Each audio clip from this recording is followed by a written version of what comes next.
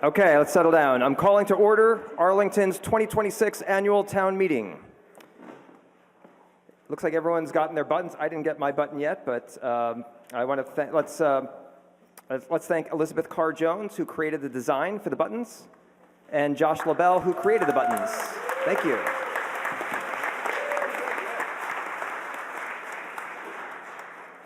Let me remind everyone that the floor of the auditorium and the center balcony are reserved for town meeting members or special invited guests.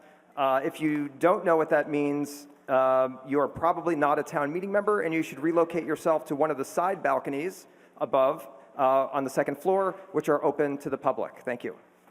So we're now going to we're going to do things out of order from what we talked about earlier. We're going to take the test question right now.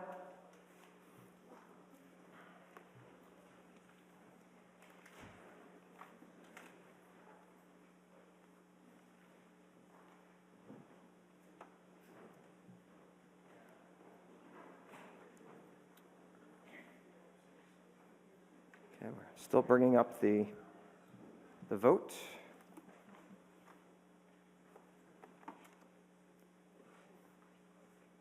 Okay, and the question is true or false. Press 1 for true, true for false. More than 50 delegates signed the original copy of the Declaration of Independence.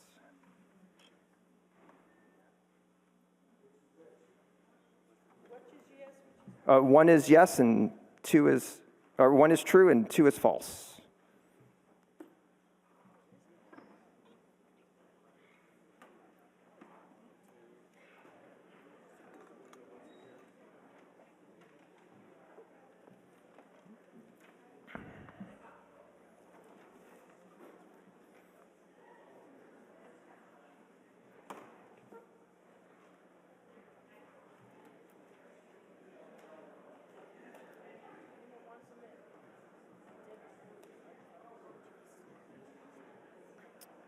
Okay, let's get your votes in if you haven't already.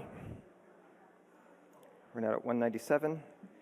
Let's give another just 5 seconds to get your votes in. Okay, last chance, and let's close voting.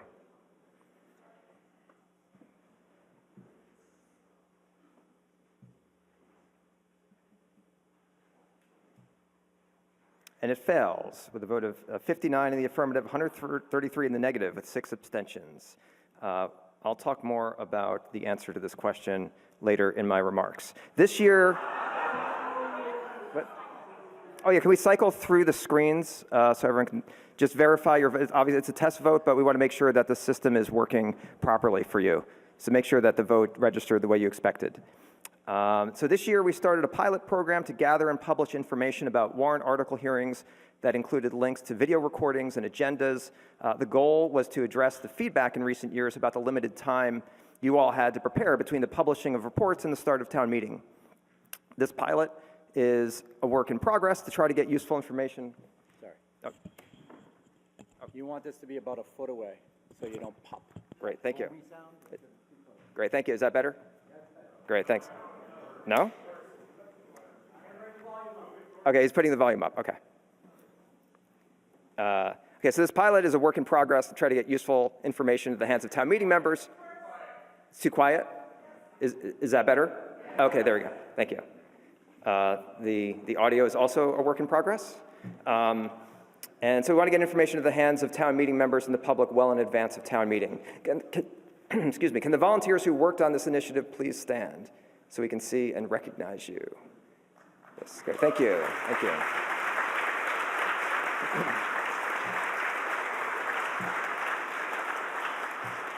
Great. Thank you for helping us get this effort off the ground, and we're going to try to improve on this year over year. Now I'm honored to introduce Arlington's newly appointed Poet Laureate, Teresa Cater, to share her insights and reflections.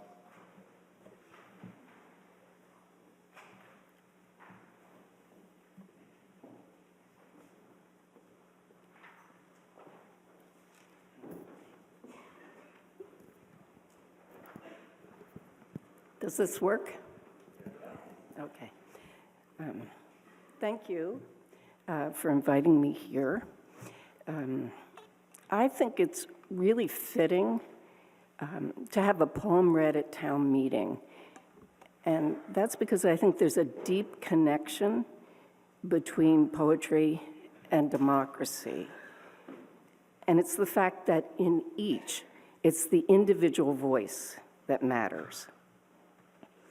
I also want to say, before I read my poem, that I'm relieved that I don't have to explain the word monotony.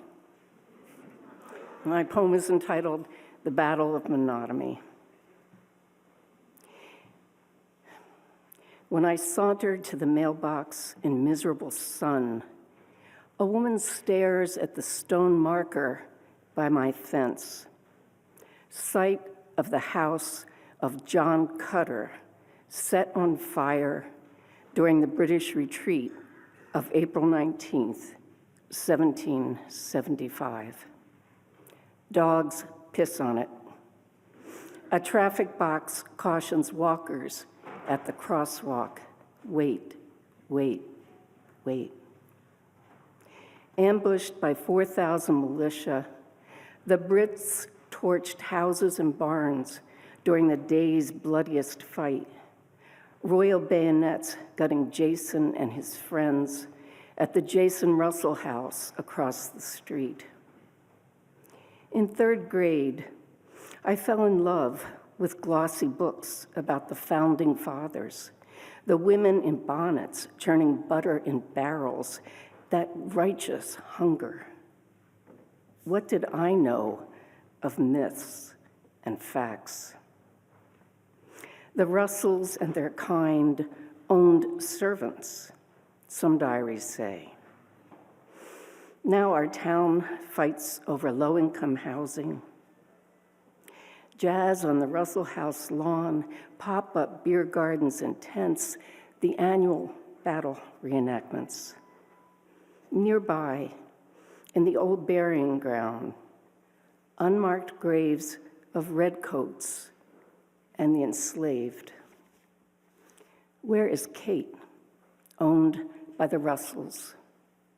Rose and Venus by the Cutlers. Underground radar might locate bones the way it finds water and sewer pipes. Black soldiers battled here. Ishmael, Cato, Cuff. I open the hot mailbox to town taxes, Viking tours, and the ACLU wanting my vote. A fall leaf drops. Thank you. Thank you.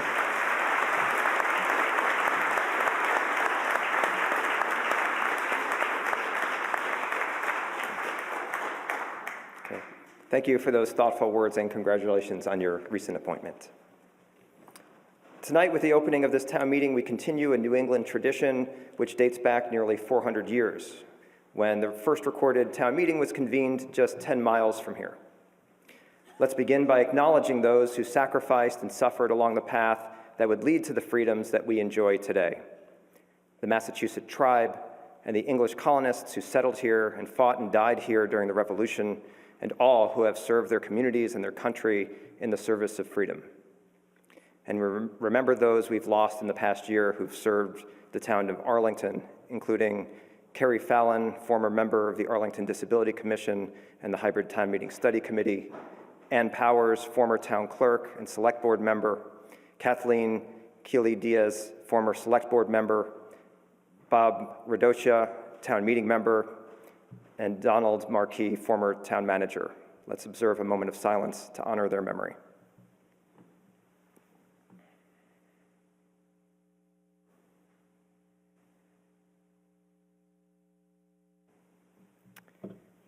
Thank you. 250 years ago this July, John Hancock, then president of the Continental Congress, before he became the first governor of Massachusetts, was one of just 2 signers of the original manuscript of the Declaration of Independence, which apparently a majority of you knew. If you happen to find that manuscript, possibly stashed away in a closet at home, please contact the town clerk so that she can archive it for safekeeping. The one on display at the National Archives is a cleaned-up copy signed famously by Mr. Hancock and several delegates. That grand act of defiance, inscribed on parchment, remains one of the iconic images of our independence. But the path to that moment and from that moment was filled with countless actions that probably seemed routine and ordinary at the time, and many would seem right at home in Arlington today. For instance, in 1775, the Committees of Safety and Supplies held a joint meeting just days before the battles of Lexington, Concord, and Menotomy. John Hancock was in attendance. We know this because, as all official committees in Massachusetts are required to do to this day, they published minutes of their meeting, which contain this entry. Voted that when these committees adjourn, it be to Mr. Weatherby's at the Black Horse, Menotomy, on Wednesday, 10 o'clock. That's a reference to the Black Horse Tavern, which was just a 15-minute walk down Mass Ave from here. You'll hear similar votes at town meeting and committee meetings in Arlington today, except now we tend to meet in ornate halls and high-tech conference rooms instead of taverns. Progress has its trade-offs. American history crisscrosses our town as casually as we do going about our everyday lives. Given the unique and historic qualities of our town, it's no surprise that the current 73rd governor of Massachusetts chooses to call this place home. We may dress and speak a bit differently from our revolutionary predecessors, and we may have more distractions with our cell phones and social media, but in many ways we are the same. We're civically engaged citizens and immigrants who yearn for freedom and labor for the common good, and we are not afraid to speak truth to power, especially when history reaches a crossroads. Now please rise for the Menotomy Minutemen, and let's join them in the national anthem.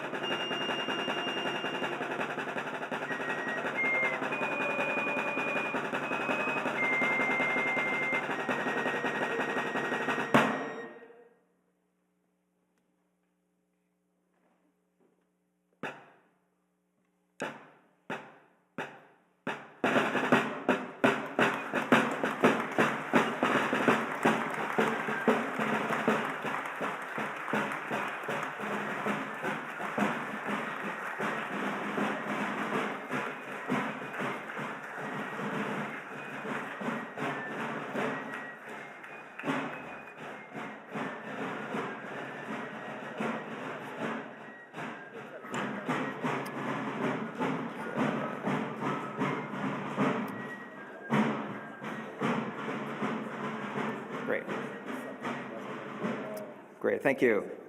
Can we now bring up the town meeting member oath? And if you are a newly elected town meeting member, and do we do for re-elections too? Sure. If you're re-elected or elected for the first time as town meeting member, can you please rise? All right. Welcome.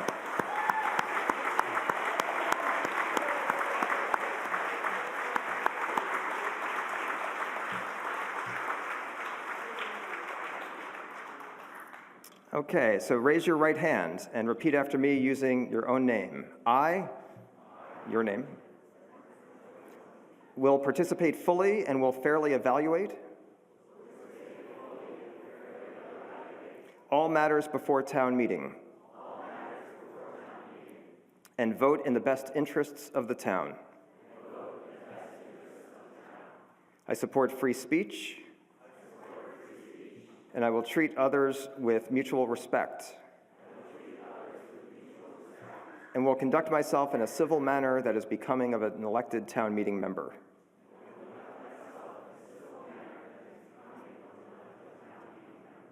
I do solemnly swear that I will faithfully and impartially perform the duties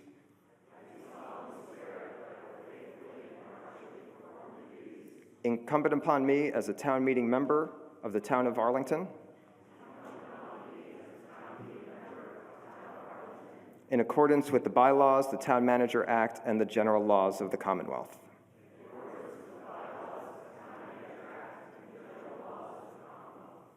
Thank you, and congratulations. Okay.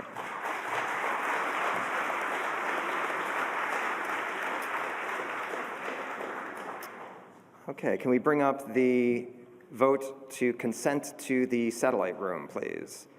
For those who are not familiar, we have a second floor conference room in the annex of the town hall complex. And we have a handful of town meeting members in that room, and this vote is to consent to the use of this the satellite room as part of the enclosure of town meeting. Can we show the language? Do we have that on a slide? One sec.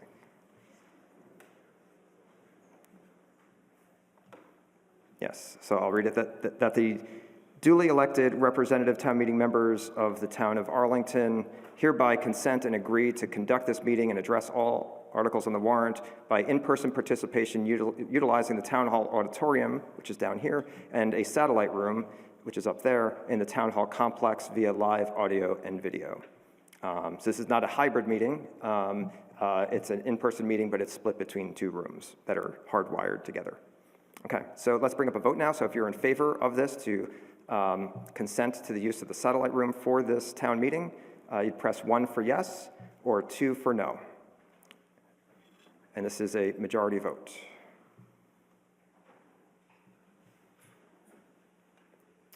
So get your vote in while the green light is on.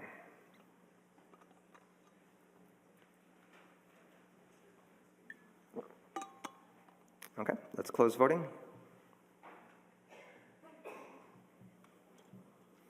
And it passes 211 in the affirmative, 2 in the negative. It is a majority vote. Okay.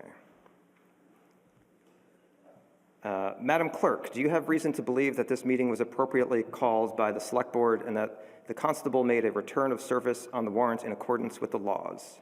Yes, I do. She does. Thank you.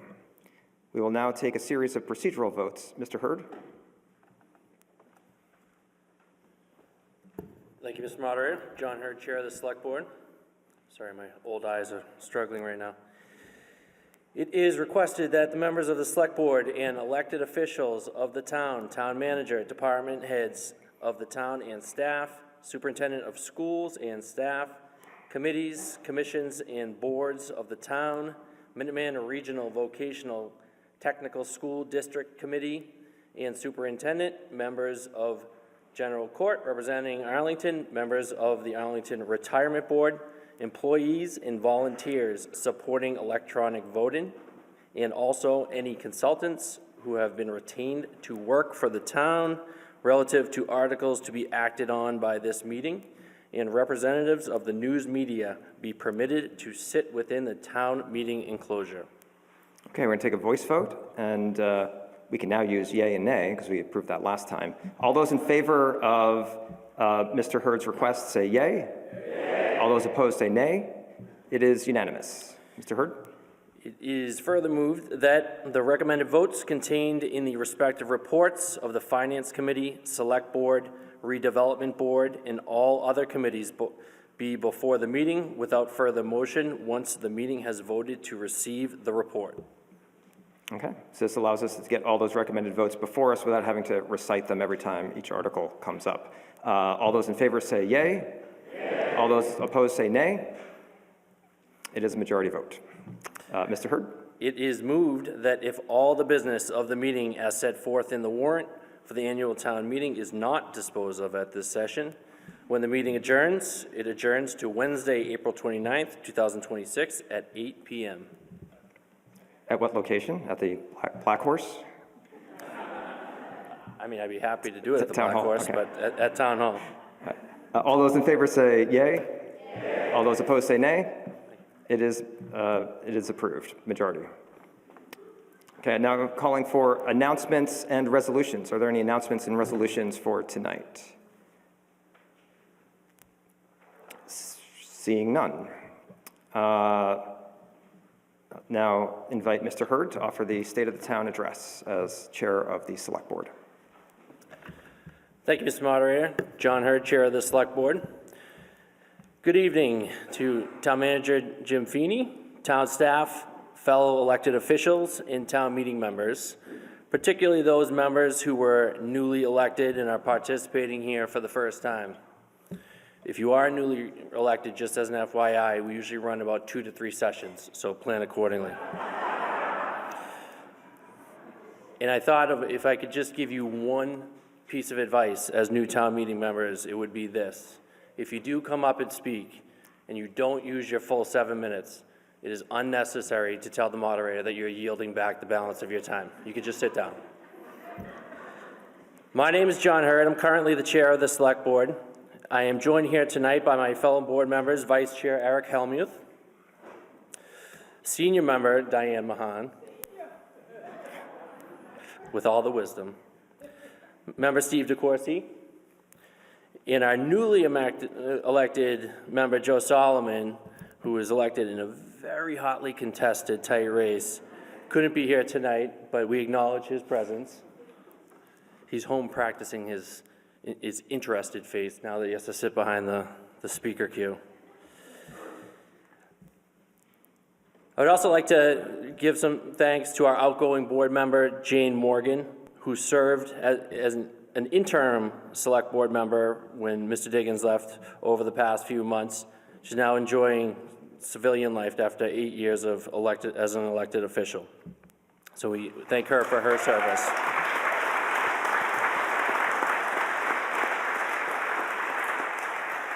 I'm honored to stand before you all on behalf of the Select Board to reflect on the state of the town and the progress we've made together over the past year here in Arlington. First, I want to begin with gratitude. On March 28th, Arlington residents came together and made their voices heard by passing a successful override vote by a resounding margin. That decision reflects a deep commitment to maintaining the high quality of services, schools, and community life that define our town. It was not an easy choice, and it speaks volumes about the shared values of this community. At the same time, we recognize that an override is not a long-term solution. As town staff and officials, we have a responsibility to continue examining our budgets carefully, identifying efficiencies, and reducing expenses where possible, and to pursue new sustainable sources of revenue. Our goal must be to lessen the impact of future overrides while preserving what makes Arlington such a special place to live. This past year also gave us a chance to honor our history in a truly meaningful way. I want to acknowledge the extraordinary efforts of our town staff and the many volunteers who made the 250th anniversary celebration of the American Revolution a success here in Arlington. I'd like to specifically highlight the efforts of my co-chair, Angela Olszewski, who's here tonight, and Arlington's semi-quincentennial committee, Took me 3 years to learn that. For the countless hours that they put in to make the event a success. In particular, the commemoration of the Battle of Menominee, recognized as the bloodiest battle of the first day of the Revolution, something that we are very proud of for some reason, which brought history to life and reminded us of Arlington's unique and important place in our nation's founding. These events not only celebrated our past, but also strengthened our sense of community in the present. As an added bonus, this work and these events drew the attention of actor Kurt Russell. A little better, I don't know. Who came to visit the Jason Russell House this past July. We've also reached a major milestone in our investment in education and community infrastructure with the successful completion of the Arlington High School rebuild. With the final phase now complete and the opening of the new athletic fields, we can fully appreciate what this project represents, a state-of-the-art facility that will serve generations of students and residents. It stands as a testament to what we can achieve when we plan thoughtfully and invest in our future. Similarly, with the completion of our neighboring DPW Municipal Services building project, the town is poised to continue to deliver high-quality services to our community that our community deserves and appreciates for years to come. At the same time, we continue to prioritize safety and accessibility across our town. This year, we made important progress on roadway safety improvements to better protect pedestrians, cyclists, and motorists alike. We implemented a town-wide 25-mile-per-hour speed limit and added safety zones in certain business districts.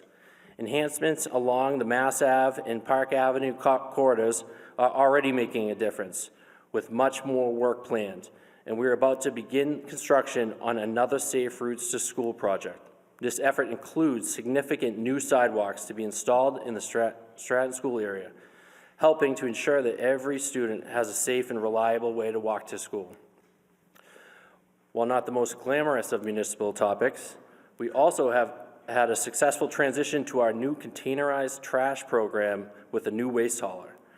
The initiative has not only improved the efficiency of waste collection, but has also helped to reduce overall trash output, keeping us on track to meet our waste reduction and sustainability goals. It's a clear example of how thoughtful changes in how we operate can produce a real measurable benefit for our environment and our community, while also reducing costs for the town and residents. Looking ahead to the coming year, we remain focused on building a safer, more sustainable, and more inclusive Arlington. We will continue our efforts to improve roadway safety across town. We will explore creative strategies to promote responsible growth and expand housing opportunities, with a particular emphasis on increasing affordable housing so that Arlington remains a vibrant and diverse community for people of all backgrounds and income levels. With town meeting's approval, we will also begin studying options for the future of the Audison Middle School, an important step in planning for the next generation of students. In addition, we will partner with the Massachusetts School Building Authority to electrify the Hardy School and upgrade its mechanical systems. These improvements will not only create a more comfortable and modern learning environment, but also advance our town's climate goals and commitment to sustainability. In closing, Arlington's strength lies in its people, in your engagement, your willingness to invest in the future, and your care for one another. Together, we have accomplished a great deal this year, and together we will continue to meet the challenges ahead with determination and optimism. And thank you, Mr. Moderator, and to the body for allowing me to recite this completely and totally non-AI generated speech. Thank you.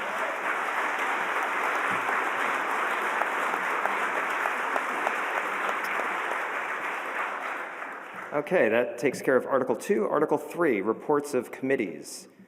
Do we have any? Yes, Mr. Revelak.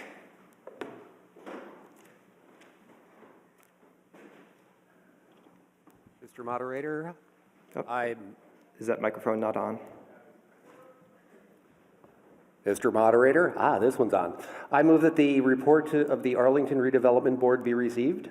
but I would like to note a small correction, if I may. Okay. So on page 44, in the section for Article 55,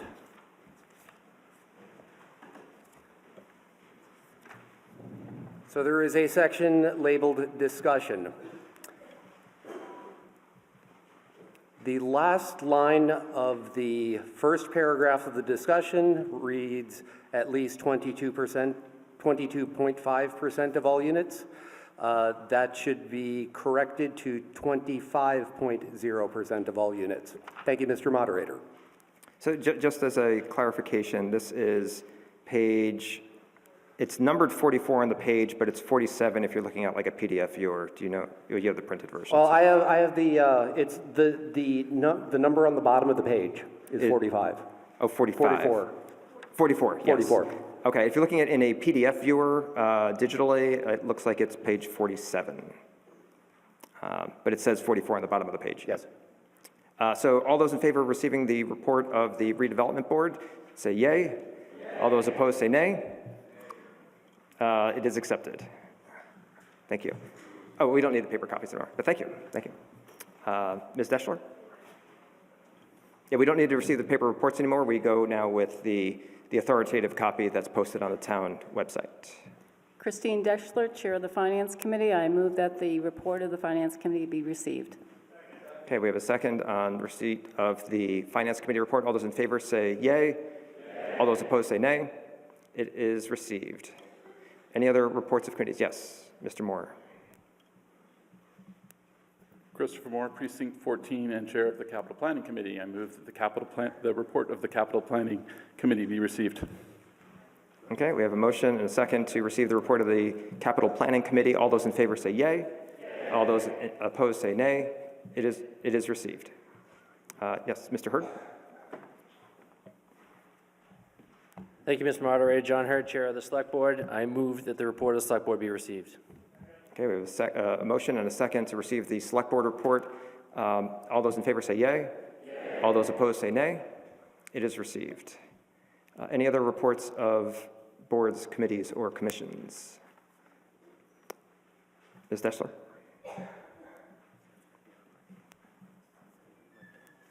Christine Deschler, Chair of the Finance Committee. I move that Article 3 be laid upon the table. Okay, we have a motion to lay Article 3 on the table. It just means so we can come back to it another night to receive more reports, and we have a second. And this is a 2/3 vote. All those in favor of laying Article 3 on the table say yay. All those opposed say nay. It is laid on the table. It is a 2/3 vote. That takes us now to Article 4, appointment of the measurer of wood and bark.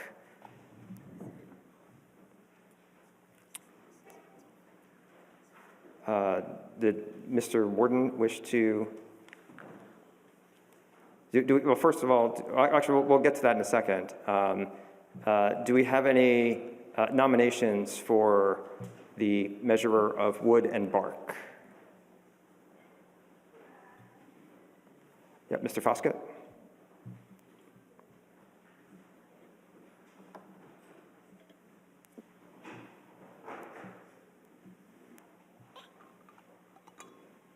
Thank you, Mr. Moderator. Charles Foskett, Precinct 10.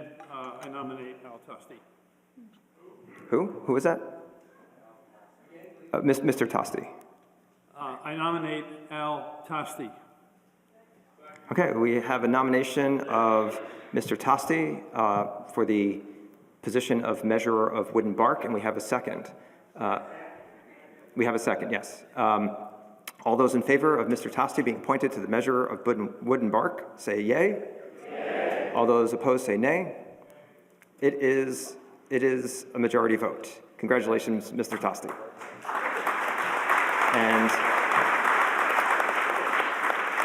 And we have a special guest tonight. Mr. Warden has an item that is passed down. Mr. Warden was the former measurer of wood and bark for many years. Mr. Warden? Thank you, Mr. Moderator, the town meeting members, and for the first time, I can't address you as fellow town meeting members, and town officials and members of the audience, if any. Back in the Menominee and West Cambridge and early Arlington days, the town had a number of special officials, minor officials, who took care of different small issues in the town, among the horse thieves, cattle drovers, fence viewers, and measures of wood and bark. All of those early officers have been done away with. We don't have many cattle to drove anymore these days. And, but the position of measure of wood and bark has become an honorary sort of thing that's passed on to people. And in recent years, it's been passed on to the town meeting member who has had the longest period of continuous service in this hall. When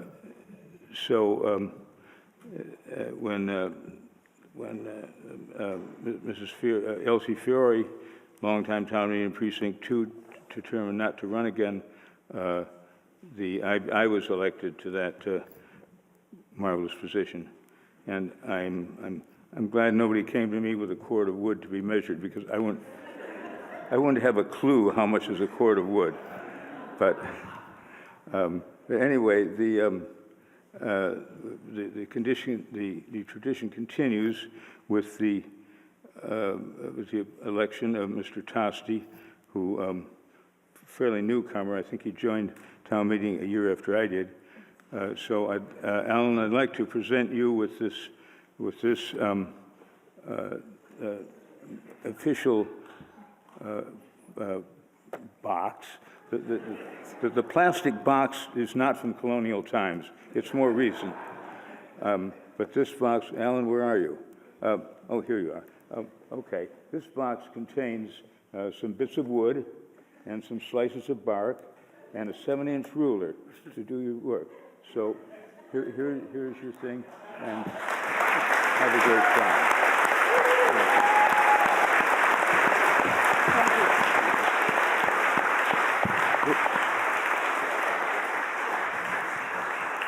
Thanks, John. I just wanted to, I've been giving this a little bit of thought, and I was going to have a tape measure up here, but it's still at Shattuck's. But just for you to know that I promise to measure your cords of wood accurately and precisely. The fee for that will be $50. If you want it measured inaccurately, the fee for that will be $100. Thank you.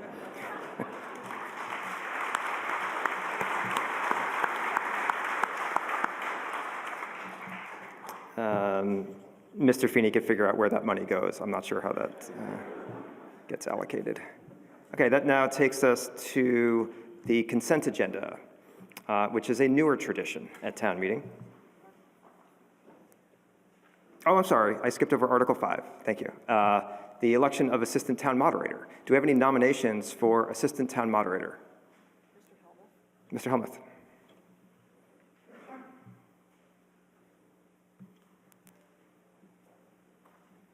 Thank you, Mr. Moderator. Eric Helmuth, Precinct 12. I nominate Adam Oster. Okay, we have a motion to nominate Adam Oster as Assistant Town Moderator, and we have a second. All those in favor of Mr. Oster being elected Assistant Town Moderator say yay. Yay. All those opposed say nay. It is unanimous. Congratulations, Mr. Oster.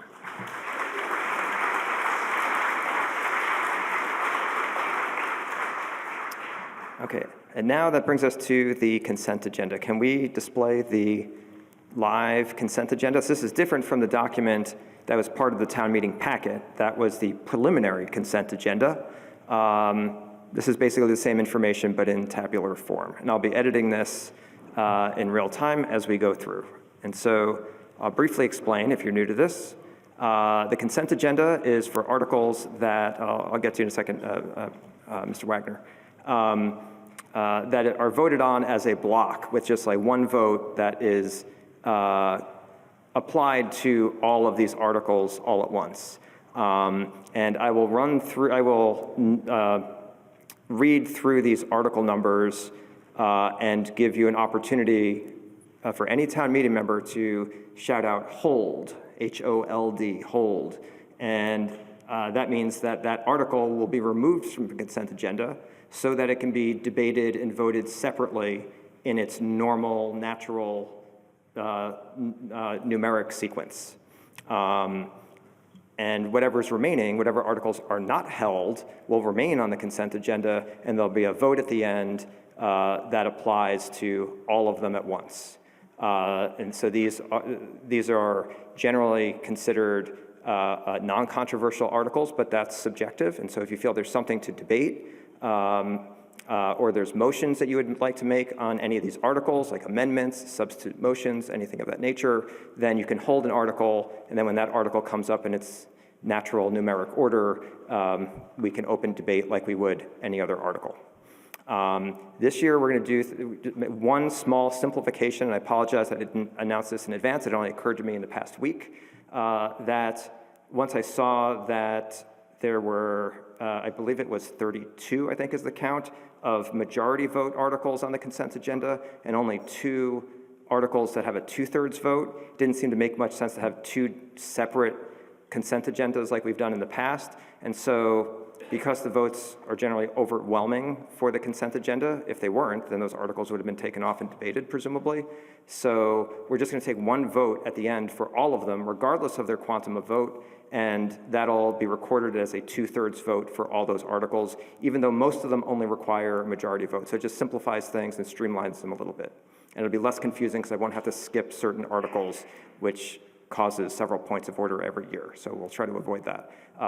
Mr. Wagner, did you have a point of order? Thank you, Mr. Moderator. Carl Wagner, Precinct 15. Just a point of order. I'm sorry, this is a tech point of order. Yep. Could you explain to me and perhaps others like me who couldn't find this and where the progress tracker is, how we could find these? I see at least one other gentleman has one. Wait, you're looking for what? I didn't hear the word. The hard-to-read thing that's on the screen. I know that at least some people have it. Oh, of course. So thank you. The live consent agenda is linked from the town meeting progress tracker, which looks like this kind of skinny spreadsheet, like a read-only spreadsheet. The town meeting progress tracker, I believe, is linked off of the town meeting page, the official town meeting page, first page. I don't believe that there's a link to the live consent agenda directly from the town meeting page, but if you go to the progress tracker, in between, let's see, between Articles 5 and 6, there's a row that just says consent agenda. If you click on that link, that'll take you to the same document that's being presented here. Is everyone seeing that? Who's trying that? Okay, great. Any other questions? So under the consent agenda, there's no debate, but there's always, you can always make a point of order if you have a question about the rules, or if there's something seems to have gone wrong in terms of the rules. Mr. Jameson, did you have a point of order?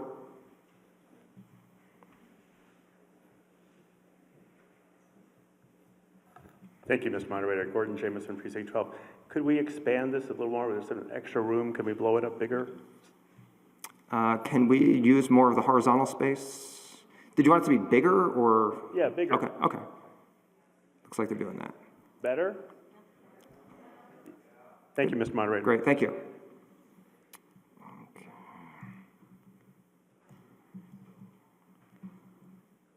Okay, so I'm now going to run through, and they'll have to, I'm not controlling this display right now. I'm kind of controlling it by voice, but someone else is actually scrolling this. I have my own copy in front of me.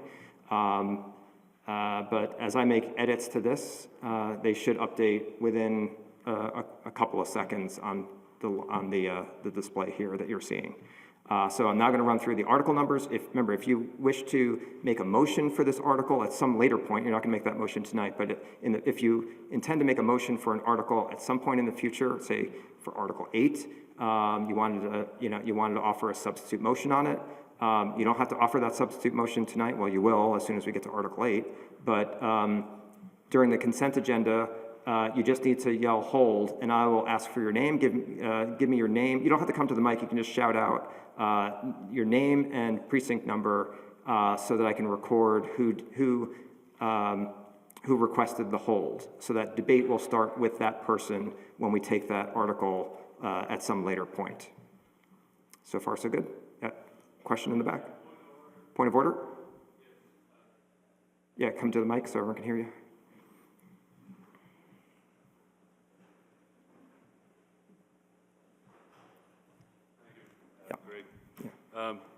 Name and precinct. Matt Miller, Precinct 11. Is it possible that we don't need to see report and vote and notes so that it could actually be? Is it possible to only show the first two columns? The intention was that you'd be able to see those so that if you wanted to look up, like, if you wanted to see the actual report, but so. Well, from the back of the room, it's really difficult to see anything.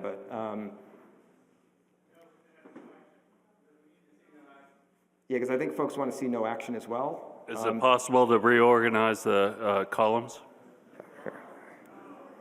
Let me see. Really? Let me see if I can do this quick. Okay, how about that? Is that better? Okay. There's a lot of debate on the consent agenda. Mr. Jameson, do you have a point of order? No. Okay, so we're going to go with this now. Yeah, I think that was a good suggestion. Okay. All right, so I'm now going to run through the article numbers. Remember, as I recite the number, yell hold if you want to remove it from the consent agenda. Article 8, Article 9, Article 13, Article 15, Article 18, Article 20, Article 27, Article 33, Article 34, Article 36. Okay, name and precinct? Okay, great. Beth Benedict. Apologies if I misspell names, we'll correct that later. So that's number 36. Let me just fix that here.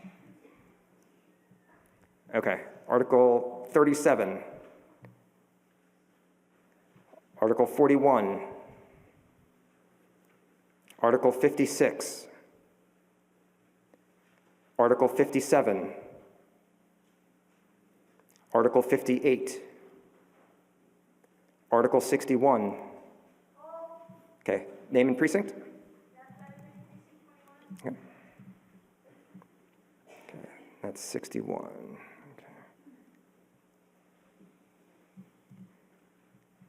Okay, Article 62. Okay, name and precinct? Bayer. Again, apologies if I'm misspelling. 62. Okay. Article 63. Name and precinct? Okay.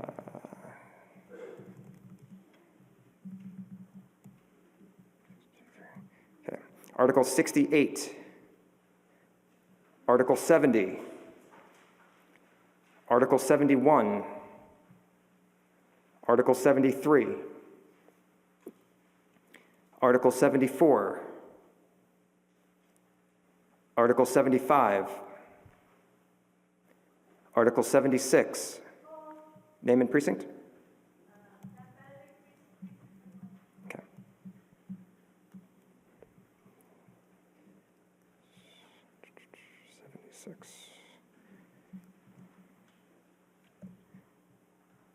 Article 78. Article 81. Article 82. Article 83. Article 84. Name and precinct?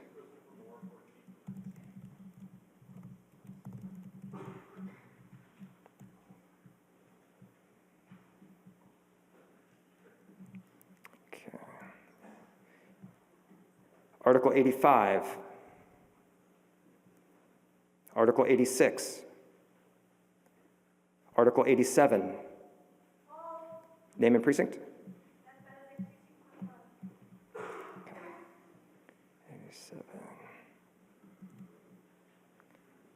Article 88.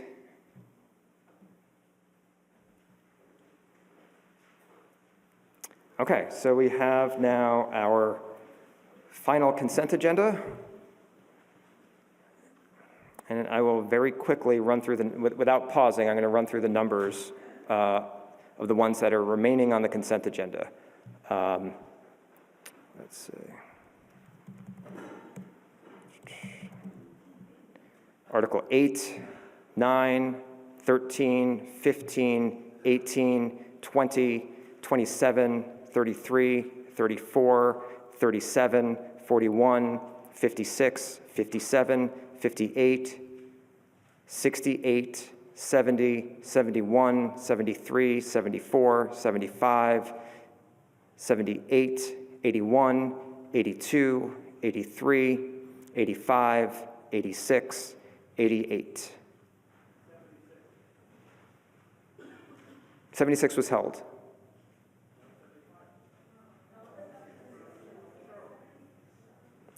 I'm not sure what folks are saying. Is there any article that I just recited that should have been held? No. Was there any article that I recited, or any article that I didn't recite that wasn't held? So we have no false positives, false negatives. What we have is perfect. Great. Okay, so we're now going to take a 2/3 vote on the entirety of the final consent agenda. So all the articles in the list that are not held by anybody.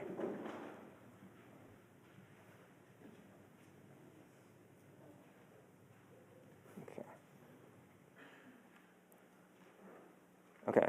As soon as the green light comes on, it is now on, you can now vote for accepting the recommended votes of the articles on the final consent agenda.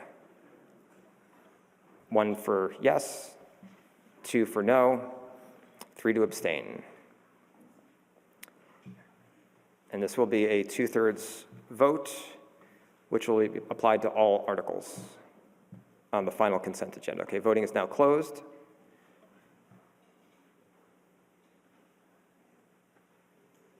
And it passes. 216 in the affirmative, 3 in the negative, 1 abstention. It is a 2/3 vote. So all those articles that remained on the final consent agenda are now disposed of. That now takes us to Article 6. I'm not going to update the tracker right now. I'll do that during the break. So the tracker will be a little bit out of date, but we just disposed of a bunch of articles. So Article 6. Mr. Hurd, do you want to introduce this? And before Mr. Hurd introduces this article, I want to say about Article 6, you might notice, it might be confused that it's a recommended vote of no action. You might be wondering why wasn't it on the consent agenda? Well, I reached out to all the petitioners of citizens petitions who received recommended votes of no action, asked if they, some of them are town meeting members, some are not, and in this case, the petitioner is not a town meeting member, but I reached out to all the petitioners telling them that, like asking if they were planning to offer a substitute motion or if they're working with a town meeting member who would offer a substitute motion, but I did not receive any motion for a substitute from any town meeting member working with the petitioner of Article 6. So that's why it's not on the consent agenda. But Mr. Hurd, go ahead. Thank you, Mr. Moderator. John Hurd, Chair of the Select Board. Article 6 was a petition from a resident and 10 registered voters to ask the town meeting to direct us as a select board to remove a tree at 53 Churchill Ave in Arlington. We had previously had a tree hearing on that, and we declined to remove the tree. The select board voted 5-0 for no action on this article. Thank you. So, because I think this is probably the only article with a recommended vote of no action that was not cleared in the consent agenda, I mean, there are others that were held tonight, but if there are, when we have an article with a recommended vote of no action, the main motion is no action. There is no scope for debate when the main motion is no action. The only thing you can do if you want to get in the speaker queue is to offer a motion. It could be like a substitute motion, postponement, things like that. And And so, but there's no debate on it until we actually have a motion that kind of expands, because no action shrinks the scope of debate to essentially nothing. There's nothing to debate, because there's nothing that no action actually does. So we can open the speaker queue now. Does anyone have any motions to offer under this article? Okay, is the speaker queue, can we show the speaker queue? This is the first time I'll be seeing the speaker queue tonight, I believe.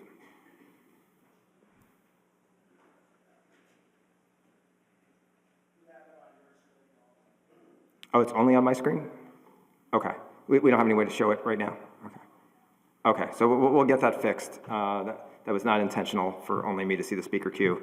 And the speaker queue is empty. So we have no speaking requests, we have no motions, so we're just going to go directly to a voice vote. All those in favor of no action under Article 6, say yay. Yay. All those opposed, say nay. It is unanimous. We will take no action on Article 6. You could also vote down no action articles, and we'll still do nothing. Okay. Okay. That takes us to Article 7.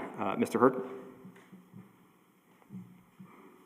Thank you, Mr. Moderator. John Hurd, Chair of the Select Board. Article 7 seeks to make some administrative changes, updates to the bylaw relative to the Arlington Commission for Arts and Culture. To speak on this, I am going to invite Stuart Akita, co-chair of the Commission for Arts and Culture. And the Select Board voted favorable action, 5-0. Thank you. Thank you, Mr. Moderator and town meeting members. Can you hear me okay? Oh, yeah. Name and address, please. Stuart Ikeda, 35 Allen Street. And I'm here tonight as co-chair of the Arlington Commission for Arts and Culture. After conferring with Town Council and receiving Select Board support, I'm here to request that you support the motion submitted with tonight's warrant items and to explain where it came from. We seek to make explicit in our bylaw that in some cases, in order for us to deliver our work, it is appropriate to appoint non-residents. In particular, there are members of the business, nonprofit, and educational communities who support a flourishing cultural scene in town, have expertise to contribute, and may be willing to and capable of providing a valuable service to the Commission. So we sought the advice of Town Council to confirm whether bylaws permitted us discretion in determining guidelines for our membership, initially in an effort to attract and retain talent, especially in specialized action committees such as fundraising and marketing, and to maintain quorum. But as significantly, it was also in anticipation of a new overhaul to state guidelines defining, certifying, and funding cultural districts and their allowable managing structures. In its January convening of statewide cultural districts, the Mass Cultural Council released revised guidelines asserting that inclusion of Chamber of Commerce, planning and community development, for-profit business, and education institutions should be included in managing partnerships in order to secure redesignation and funding. Although stakeholders in Arlington's cultural sector, these representatives in our case are often not Arlington residents. The MCC also rolled out a report on over 24 state and regional funding and assistance resource partners that were collaborators in cultural districts, unlocking numerous cross-sector funding sources, from economic development to tourism to the new Downtown Vitality Fund Act. Therefore, most urgently, we seek this discretion to adjust our membership processes to be stated explicitly in our bylaws to remain compliant with state policies amidst shifting guidelines and district management models, and for its potential impact on our ability to continue to effectively pursue funding and grants. We're proud of our vital cultural district, which has been a model for many others, and we want to make sure that the town is well positioned to maintain it for years to come. So, thank you. Thank you. Let's see, the speaker queue, I believe, is open. Apologies again that you are unable to see it right now. Will we be able to correct that at the break? Okay, great. So we will have a visible speaker queue that we'll try to get working for you after the break, but we still have about half an hour before we hit the break. I see no requests in the queue. So we will go to a vote on the main motion of Article 7. So let's bring up a vote screen. Oh, we do have one speaker in the queue, actually. Ms. Nagano? Oh, and I guess, like, since we're just starting with the hands, you can come up now. It's I'll just explain as you're walking up. I don't know if I mentioned this earlier, press 1 on the handset to request to speak, to enter the speaker queue. We worked with the folks who manage the electronic voting and speaking request system. It was a hotly requested feature to make exiting the queue, like canceling your speaking request, a different button from the one that enters the queue. And I believe that is implemented. We tested that earlier, so hopefully that's still working. So 1 will enter you into the queue, and you can hit 0 to cancel your speaking request. 1 to enter the queue, 0 to cancel your request. Don't ask what the other buttons do. They do weird things. Just try not to press them. And one other thing, sorry, Ms. Nagano, just one more thing. Something we're going to try on somewhat of an experimental basis. We haven't done this before. The folks who manage these systems, the electronic participation systems, they were able to implement this feature on pretty short notice, and I'm excited to try it out, which is there's a randomization button. And so the way I'm intending to use this is because I know there's a lot of anxiety about folks, especially when there's a hotly contested article, which this is probably not that, that a lot of folks try to click in, I guess, early as possible, and then you press too many times, and now you bumped yourself out of the queue. So now that 0 exits the queue for you, that shouldn't be a problem. But also, you don't have to be like speed race to get into the queue anymore, because after we have the initial introduction, I'm going to ask the operator over on the side here to hit the randomization button.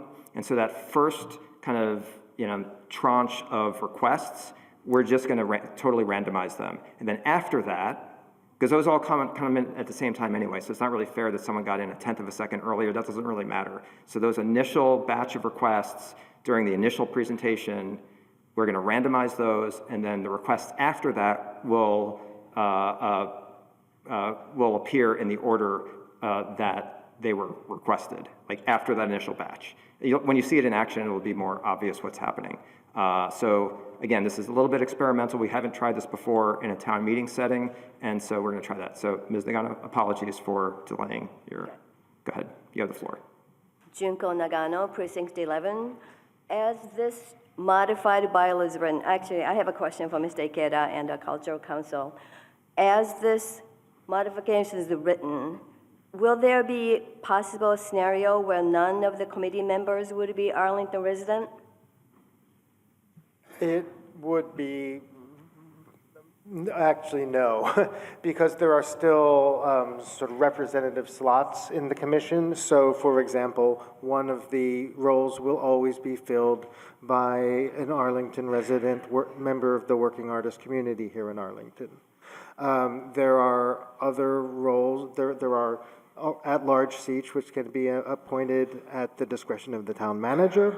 There are roles that are tied to the management of the cultural district. There are liaison roles that, for example, the Department of Planning and Community Development will always be represented in these roles. So what it's really doing is allowing us the flexibility to have expertise and stakeholders. And there are people who are business owners who have creative sector businesses here in town, don't happen to live here and would be disqualified from participating. The Chamber of Commerce director doesn't live in our town, but is a key partner to doing the work we do in cultural tourism and promoting economic development in town and supporting the businesses here. Representing the schools here. The chairs of the visual arts department would be a great member doesn't live here. So we've also had members who we've tried to really, as a matter of promoting equity, make more room for youth commissioners to be involved. We had a great youth commissioner who ended up going away to college, still came to all of our commission meetings, still worked on projects remotely for us, but couldn't be part of the commission. So it's really just about allowing us the discretion to get the best people who are committed to working for the best of Arlington and culture in Okay, Arlington. thank you. Thanks. Thank you. Let's see, we have 3 more folks in the speaker queue. Apologies again that you can't see it. We'll just take them in order. Mr. Jalkut? Pass. Mr. Polk? Let's see, Mr. Miller, Matthew Dean Miller.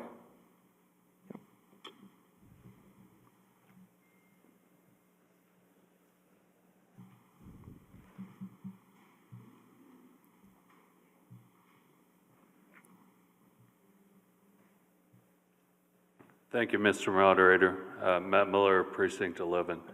So I understand that there may be a good interest in Arlington for business owners, but Arlington might be on the 5th tier of business owners.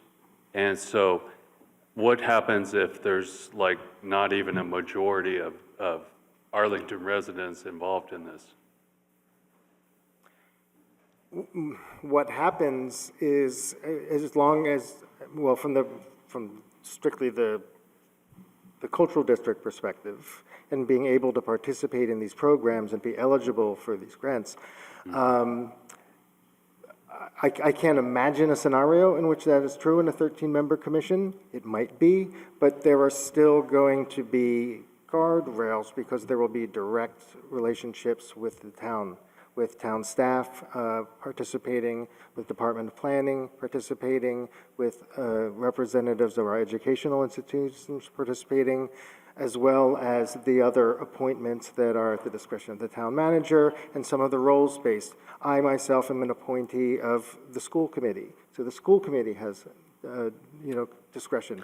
There are many of these roles that are ensuring representation of residents, but that they are not, it is not exclusive. And especially with these statutory guidelines changing, some of them suggest, are saying members of a for-profit creative business, chamber or a business association, representatives of local nonprofits, that's likely going to be someone living here, but not necessarily, right? They're suggesting, in fact, overlapping interests like regional development and planning bodies. What if it was someone high up in MAPC Arts and Culture who was going to be one of our, we are within that region, right? So they still have our interests. I mean, I think there are enough slots that are dedicated and are appointed by Arlingtonians that we're not going to, it's just not going to happen.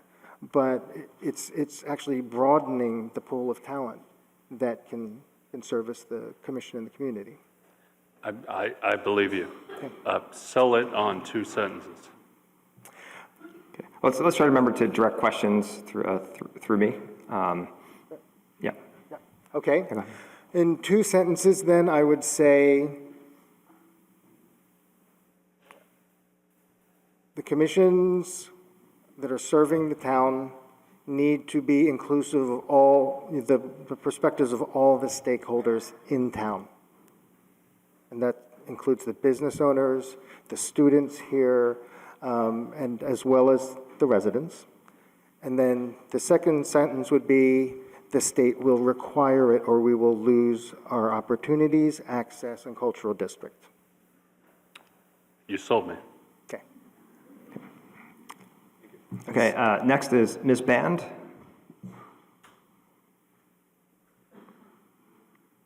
Carol Band. Oh, pass, okay. David Bean. And next up will be Mr. Lane, Adam Lane. Thank you, Mr. Moderator. David Bean, Precinct 8. In the proposed new language for the bylaw under A1, A7, it says one representative of the local community of working artists for an initial 3-year term appointed by the town manager. For the two preceding sentences, we have a representative of the Town of Arlington business community, Town of Arlington nonprofit arts community. Why wouldn't we have a representative of the Town of Arlington's community of working artists? What is the rationale for, is there a rationale for that?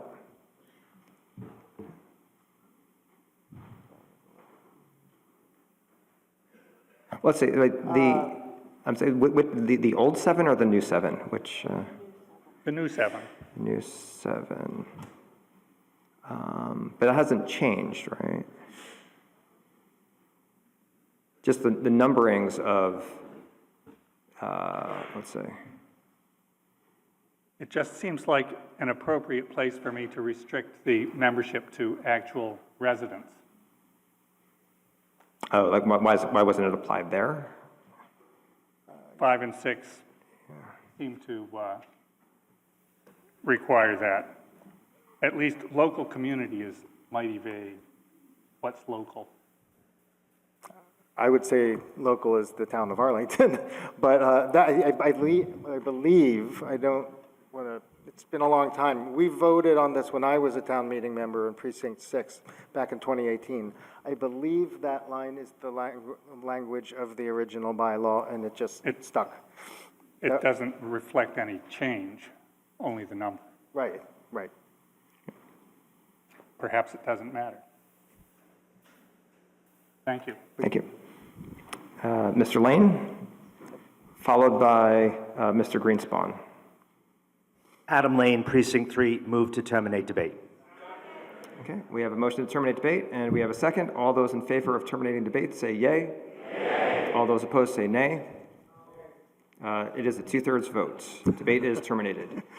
So we will now proceed to a vote on the main motion of Article 7. While we're bringing up the vote screen, I'll just summarize, but don't go by my summary alone, because I'm not going to say all the detail in it. But essentially, it's amending Title II, Article 8, Sections 2 and 3 of the town bylaws regarding the Arts and Culture Commission membership, organization, and action committees. But please refer to the vote language that you have in the annotated warrant or in the reports. Okay, the green light is on. Voting is open. If you are in favor of the main motion in Article 7 to amend the town bylaws for the Arts and Culture Commission membership, press 1 for yes. If you're opposed, press 2 for no, or 3 to abstain.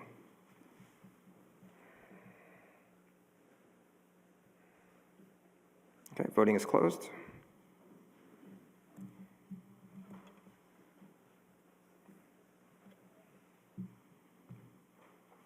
And the motion passes. 200 in the affirmative, 14 in the negative, 4 abstentions. It is affirmed. Okay, that takes us to Article, let's see. Article 8 was on the consent agenda. Article 9 was on the consent agenda. Takes us to Article 10. Yep. Mr. Hurd? Thank you, Mr. Moderator. John Hurd, Chair of the Select Board. Article 10 was a bylaw amendment that was inserted at the request of the Conservation Commission to update several areas of the town's wetlands protection bylaw. The Select Board voted favorable action 5-0, and I will invite our environmental planner, David Morgan, to come up and elaborate. Thank you.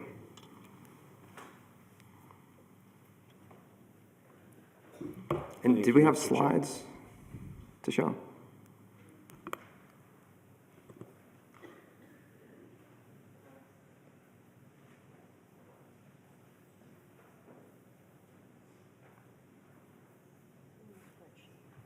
Could we check the spreadsheet for the slides? Yeah. Okay. Ms. Brazil tells me that the presentation is not attached to the annotated warrant, but you can find it there's a separate list of presentations.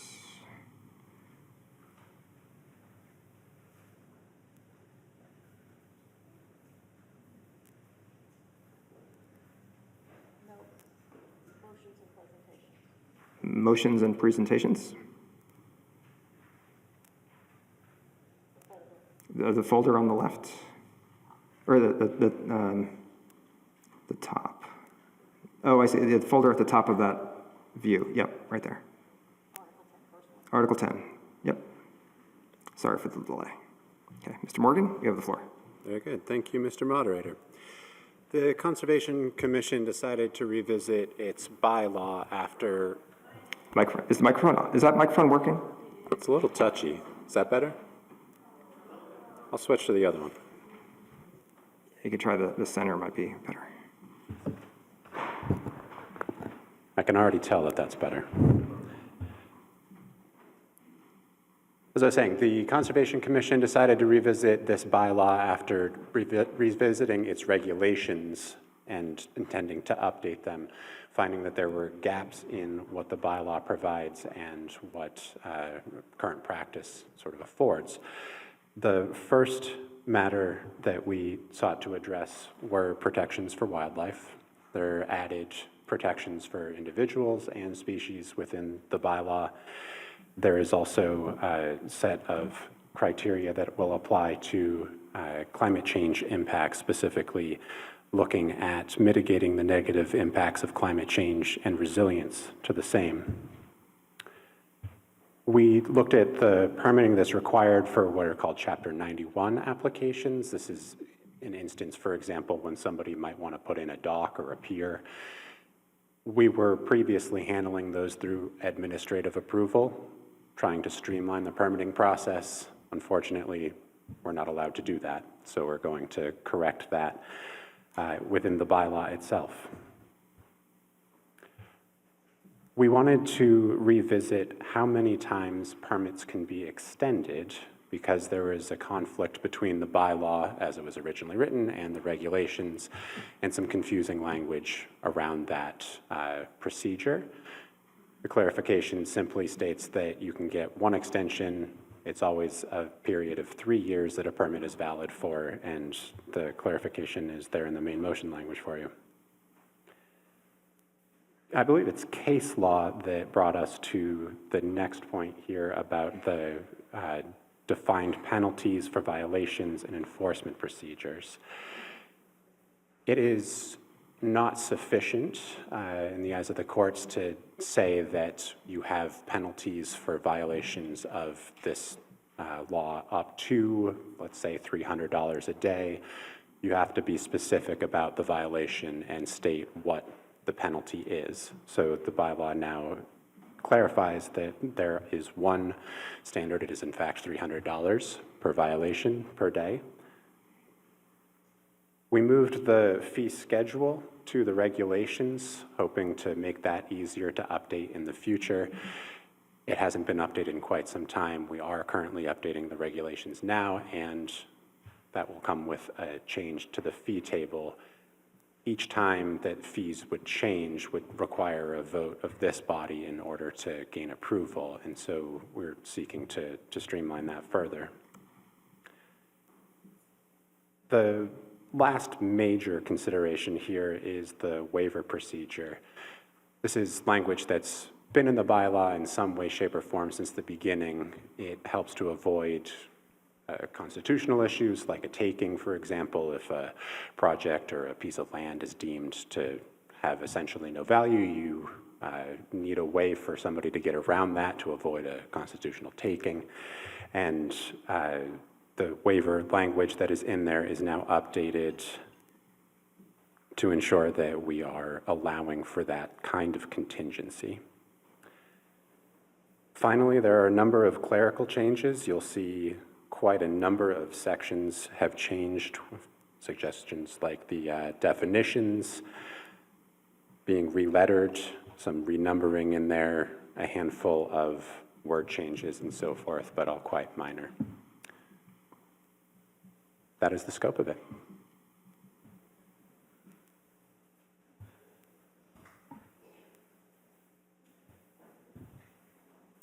Okay, all set? Your presentation's over? All set. Great, thank you.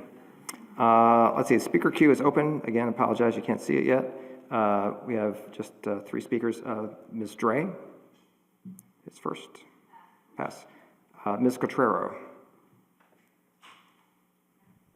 Pass. And Mr. Benson.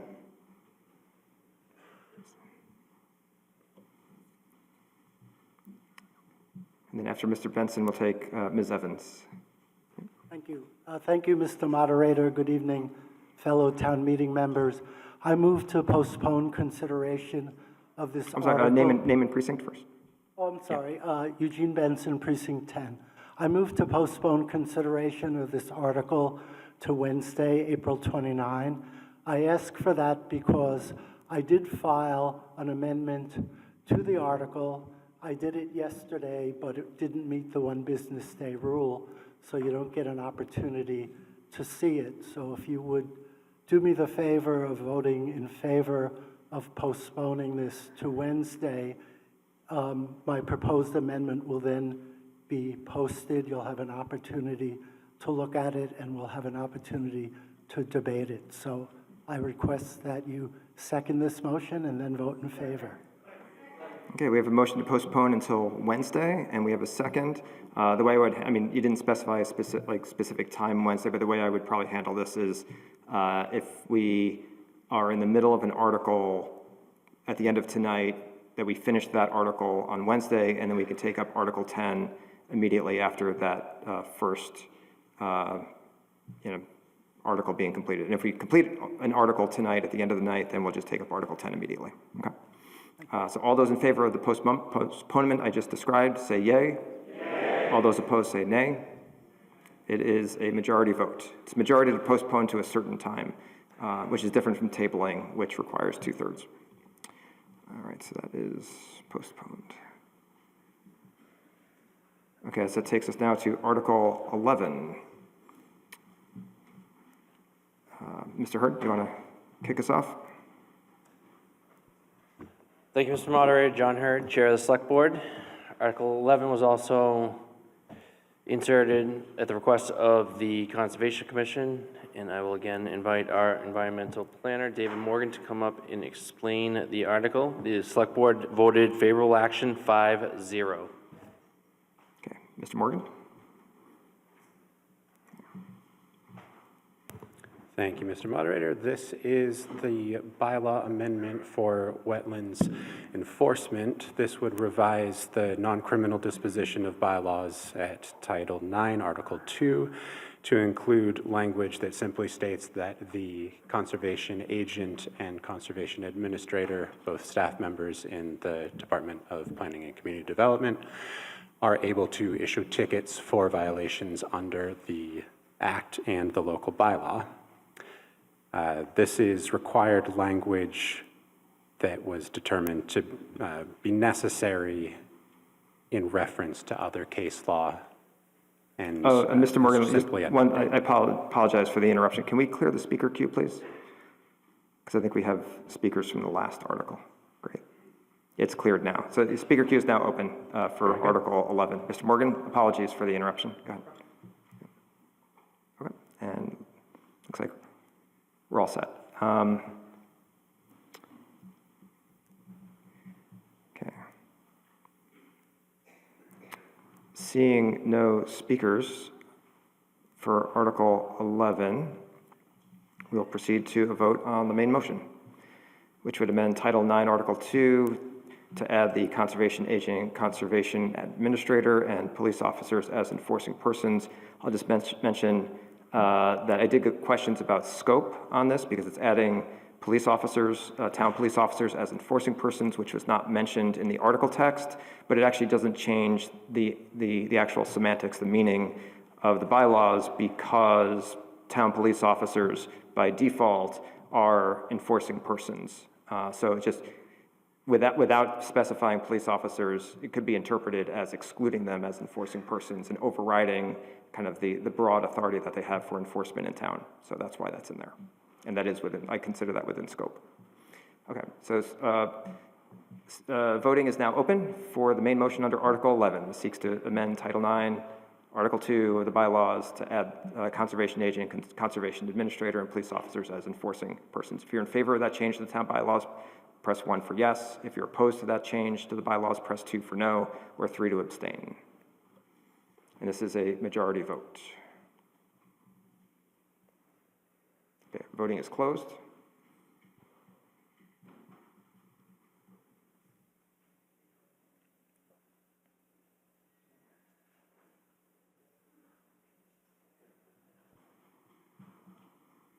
And the motion passes, 270 in the affirmative, 8 in the negative, 1 abstention. It is a majority vote. We're coming up on 9:30, so let's take our break here for just 10 minutes, and we're going to come back at 9:36 sharp, and hopefully we can get the speaker queue visibility fixed. Great. Let's recess. Thank you. Okay, while everyone's finding their seats, just a reminder, when you're leaving tonight, well, we'll be adjourning somewhere around 11 p.m., unless we finish the entire warrant before that. When you're on your way out, remember to deposit your handset in one of the bins by the exits before you leave town hall. You don't want, or you can leave them on the back table as well. If you accidentally take them home with you, we know who took the handsets, and Ms. Brazil will be calling you on your way home. So.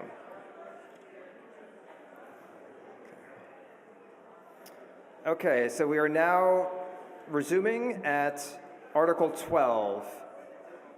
Mr. Hurd? Okay, let's settle down. Thank you, Mr. Moderator. John Hurd, Chair of the Select Board. Article 12 is bylaw amendment that was inserted at the request of the Town Meeting Procedures Committee.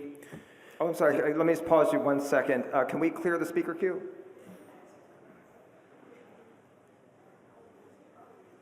Okay, so the speaker queue is now visible. The font is a little small, but if you have opera glasses, you can see it. Okay, it's now clear. Okay, Mr. Hurd, go ahead. Apologies for the interruption. Go ahead. No problem. This amendment seeks to alter the timing of the appointment of the 3 town meeting members on the committee so that the initial appointments will be for 1, 2, and 3-year terms. The Select Board voted favorable action by a vote of 5-0, and I believe we have someone from the Town Meeting Procedures Committee that wishes to speak on this. Yes, Mr. Moore? Thank you, Mr. Moderator. Christopher Moore, Precinct 14, and member of the Town Meeting Procedures Committee. I'll be fast. There are 5 people on the committee, the moderator, the assistant moderator, and 3 town meeting members. And all we're trying to do here is change the terms of the town meeting members so that they serve rotating 3-year terms, which means that there'll be 1 expiration every year. Thank you, Mr. Moderator. Thank you. Okay, let's switch over to the speaker queue, and we have 1 speaker in the queue so far. I'm sorry, it's hard to read this. Metin Killick. Yep, I come up. You're recognized to speak.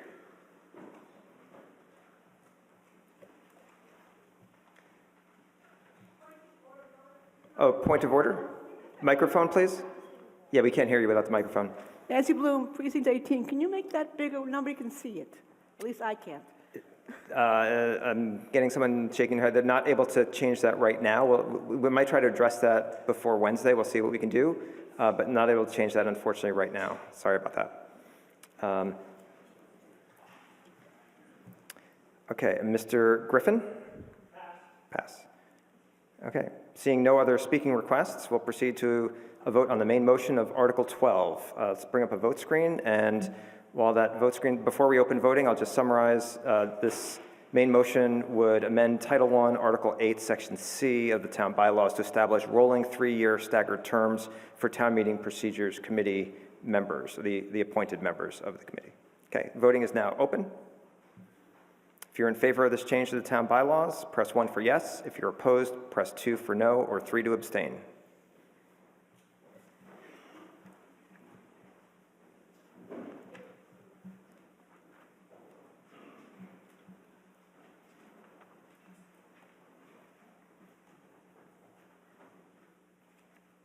Okay, voting is now closed. And this is a majority vote. And the motion passes 202 in the affirmative, 2 in the negative. It is a majority vote. That takes us now to Article 14. Mr. Hurd. Thank you, Mr. Moderator. John Hurd, Chair of the Select Board. Article 14 is a bylaw amendment that was inserted at the request of the Arlington Tree Committee to change the rules and procedures of the committee. It was voted favorable action 5-0 by the Select Board. And I'll invite Stephen Moore from the Tree Committee to elaborate. And the speaker queue is open right now. So.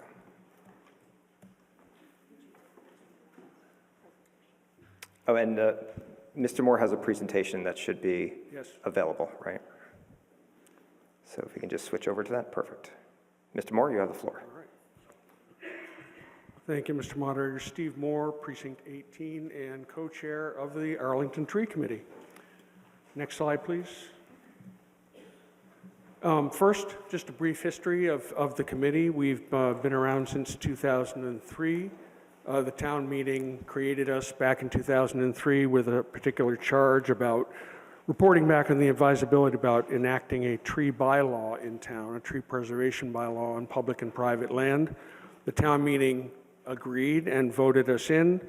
Of the 5 members that were appointed in 2004, 1 member is still on the committee as of 2025. A little bit of dedication.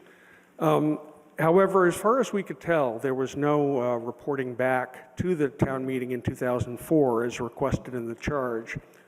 So the committee went quiet for a while. Next slide.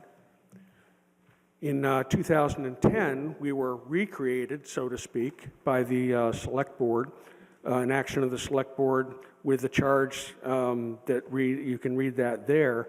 Basically, they were working on replacing some lost trees after a particularly bad storm and also advising on tree-related matters.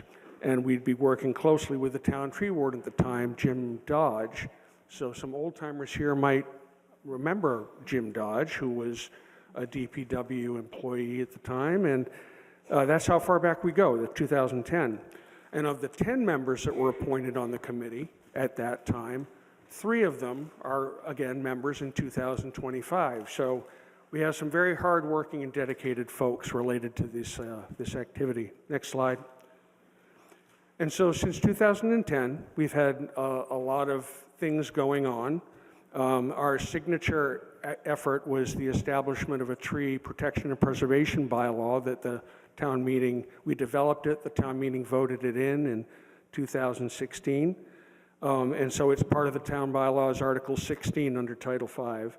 And we've updated it 3 times since as we've put it into action and found ways to streamline or improve or change it a bit. So it's a kind of a living bylaw that we're pleased to say is helping grow the tree canopy in town. We supported development of a town-wide tree inventory in 2017. It was a joint effort of the Department of Public Works and the Boston University folks who basically put together a tool that allows us to inventory all the public street trees in town, as well as a lot of the private way trees and also the trees along the bike path. So now we have a digital record and map of where all these trees are, and it allows us to proactively manage and effectively manage the tree canopy on Arlington streets. We developed and established a community tree canopy program, that we've just wrapped up as of last week. It offers a limited number of subsidized trees in town to folks that are interested. We delivered 71 just over this past weekend. So that's a successful ongoing program. We also have an Adopt a Tree program, which basically with the town so busily planting street trees, roughly 300 a year by the DPW, to keep all those water, the DPW staff gamely tries to do that, but with that sort of momentum, it's hard to do all that with town staff. So the Adopt a Tree program offers opportunities of residents to water the baby trees close to where they live. It's not hard to do. We water them for 3 years until they're established. All the trees go in with gator bags, so we have, again, an automated system that's online for folks to sign up to adopt trees. And that is commencing in about 2 weeks. Next slide. We're in the process of developing back of the sidewalk program, which will increase the tree plantings on the street side of yards and such in town. That's something we're working on currently. And we spend a lot of time trying to increase public awareness, education, do some outreach, and just increase educational resources that are available for folks to do with trees, because there's a lot of growing interest in town related to this. And we also have a website, arlingtontrees.org, where there's a lot of good information and places for people to volunteer and help us out. And we've also represented and advocated for trees in town over the past 16 to 20 years or so to the town legislative bodies, the ZBA, the ARB, the select board, to do different boards and committees that are involved in tree issues in town. We work with them on a regular basis. Next slide. So the purpose of all of this, the purpose of the article, is to formalize the structure and the organization of the tree committee. As you heard, it had been created in sort of an odd, kind of haphazard, repetitive way. And after speaking with town council about this, he suggested that committees that show longevity, that show commitment, that show long-term relevance and requirement to help the town out, need to be established in a more formal manner, which is, and where you do that is Title II of the town bylaws. So the whole point of this article is to put the tree committee there for its establishment, its rules, its processes, things like that. And we believe that it reflects the commitment of the town to the further maintenance and growth of the tree canopy, which again, I say is a growing interest in town. So any details are there related to the motion is in the select board's report if you want to read exactly what it says. The goal here tonight for us is a resounding approval by you folks of this particular article. About 20 seconds. Okay. Yep. And a reminder to our Arlington legislators that are involved about how we are working to support trees in town, and this establishment of the committee will help do that. So thank you for your attention. On the last slide here is our website again, and Mr. Moderator, I'm ready to answer any questions. Great. Let's now go to the speaker queue.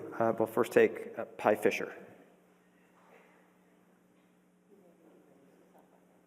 who may be in the satellite room. Yes. Pass.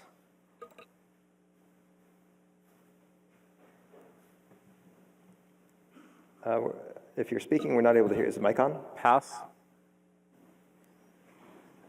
Can you hear me say that I'm passing? Yes, we can hear you now. Yes. Pass. Okay. Mr. Fiore. I'm sorry, I skipped Ms. DeRocher. Then Peter, Mr. Fiore. Sorry. Thank you. Michelle DeRocher, Precinct 19. Mr. Moderator, I have just one question about the language in the mission and purpose, section 2. I'd like, through you, to have commentary on, in the first paragraph of section 2, the ATC shall support the tree warden and the Arlington Department of Public Works. Could somebody who drafted the language explain the word support in this context? Mr. Moore, do you have an answer to that? How would you define, what would qualify as support? Steve Moore, Precinct 18. We work with the Arlington Tree Warden on a very regular basis. He works with us on issues to do with various items that come up relative to the taking of public trees, to town projects. We work with him, we offer advice, he advises us. He's a town employee, the Department of Public Works. So we have a very good relationship with him. There are a number of programs the town has, regular planting programs. that we try and help facilitate. And for instance, in the Adopt a Tree program, where the town plants the trees, waters some of the trees, we try and help with that as well. I feel like the... And also, I'm sorry, Mr. Cunningham, do you have any kind of legal, technical answer to that question?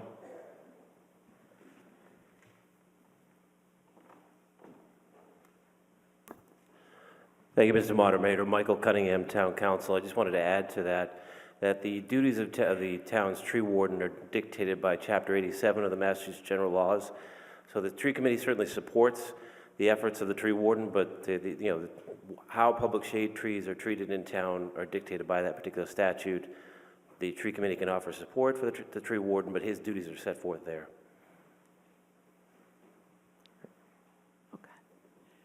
When I read that language, I have to say I thought the word was rather vague and not giving sufficient recognition to the work of the group, and hoped maybe for something stronger like partner or collaborate with, to show that partnership with a little bit more depth. With a one-word change, is that something I could make as a substitute motion from? You can make an amendment to modify that word. I believe the ATC shall partner with the tree warden rather than support would be my suggestion.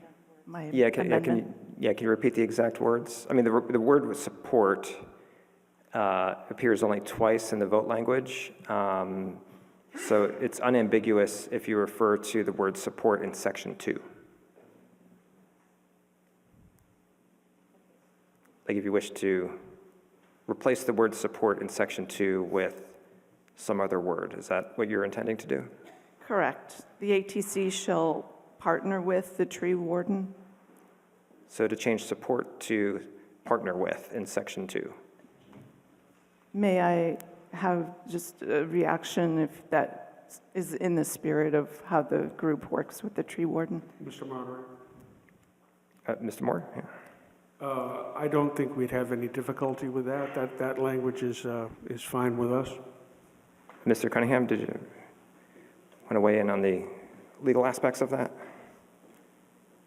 Thank you, Mr. Moderator. Michael Cunningham, Town Council. I think the language, the change of the word to partner is fine, and it reflects the work that the good work the Arlington Tree Committee does with the tree warden. I just want to ensure that when town meeting members are voting on this matter, this does not alter the responsibilities or duties of the tree warden under the statute. We cannot run afoul of Chapter 87 on the issue of preemption. We want to be careful of that, but I don't think this change does that. Just making sure people understand that the tree warden still operates in accordance with the statute and will continue to do so regardless of this change. My motivation is more about the recognition of the work of the Arlington Tree Committee and giving a little bit more strength to that language. Thank you. Great. So hold on. So we need a signature also. So we have a motion from Ms. DeRocher to change the word support in section 2 of the main motion with partner with. Do we have a second? And we have a second.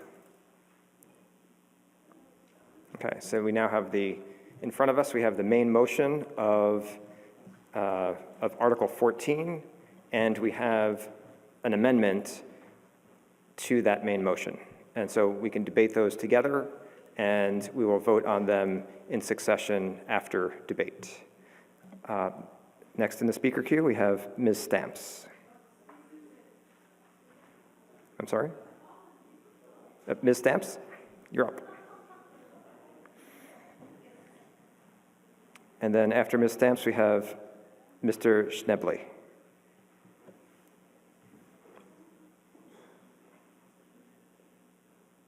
Hi, Susan Stamps, former member of the Tree Committee and future member of the Tree Committee, I hope.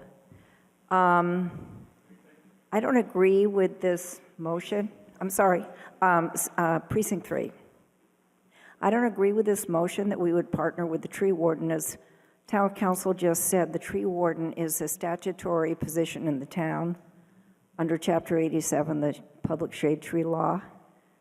A partnership implies an equal authority which the tree committee is in no way an equal authority with the tree warden. Also, we're not getting paid. We're volunteers, and I think that support the tree warden is the perfect language, which we worked very hard on. So I would urge you to vote no on this amendment. Thank you. Thank you. Next, we have Mr. Schneble, followed by Mr. Fisher, Mr. Ezra Fisher. Pass on Mr. Schneble, and Mr. Fisher, you're next.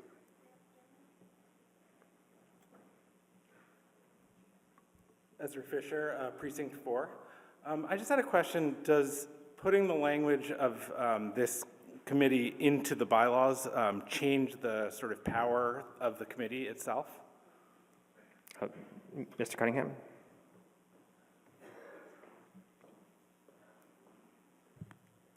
Thank you, Mr. Moderator. Michael Cunningham, Town Council. No, it does not. Thanks. Seeing no other speakers in the queue, we will now proceed to a vote on the amendment put forth by Ms. DeRocher, can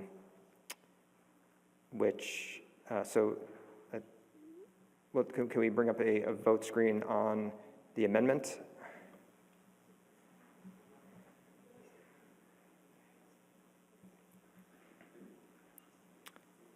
And let's see.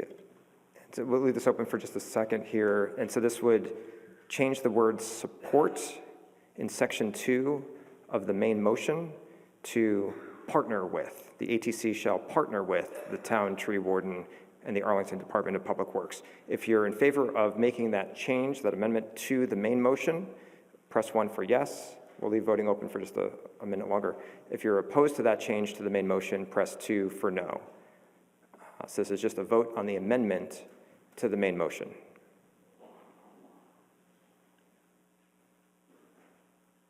Okay, let's close voting in just 5 seconds. Get your votes in. This is a motion to amend the main motion from support to partner with in section 2. Okay, voting is closed on the amendment. Amendments are always majority votes. And the motion fails, 45 in the affirmative, 152 in the negative, 10 abstentions. So the main motion is not amended. So now we'll proceed to a vote on the main motion as it's written in the Select Board report and the annotated warrant. So let's open voting now on the main motion. So if you're in favor of the main motion under Article 14 to amend Title II to add Article 17, formally establishing the Arlington Tree Committee's membership, mission, and purpose. If you're in favor of that change to the town bylaws, press 1 for yes. If you're opposed to that change to the bylaws, press 2 for no, or 3 to abstain. Okay, voting is closed on the main motion.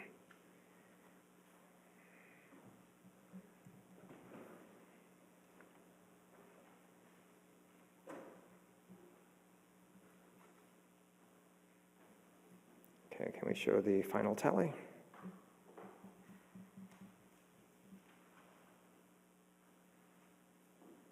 And the motion passes, 208 in the affirmative, 1 in the negative. Point of order? Yes, point of order? Can you go to the microphone so we can hear?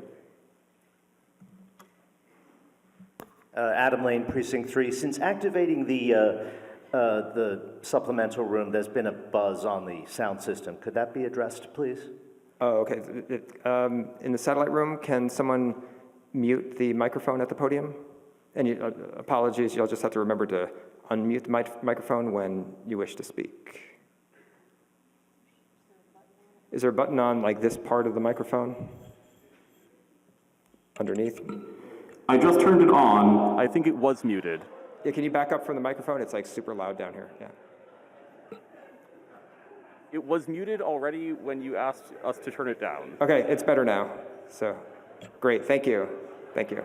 All right. Okay. All right. Who needs caffeine? All right.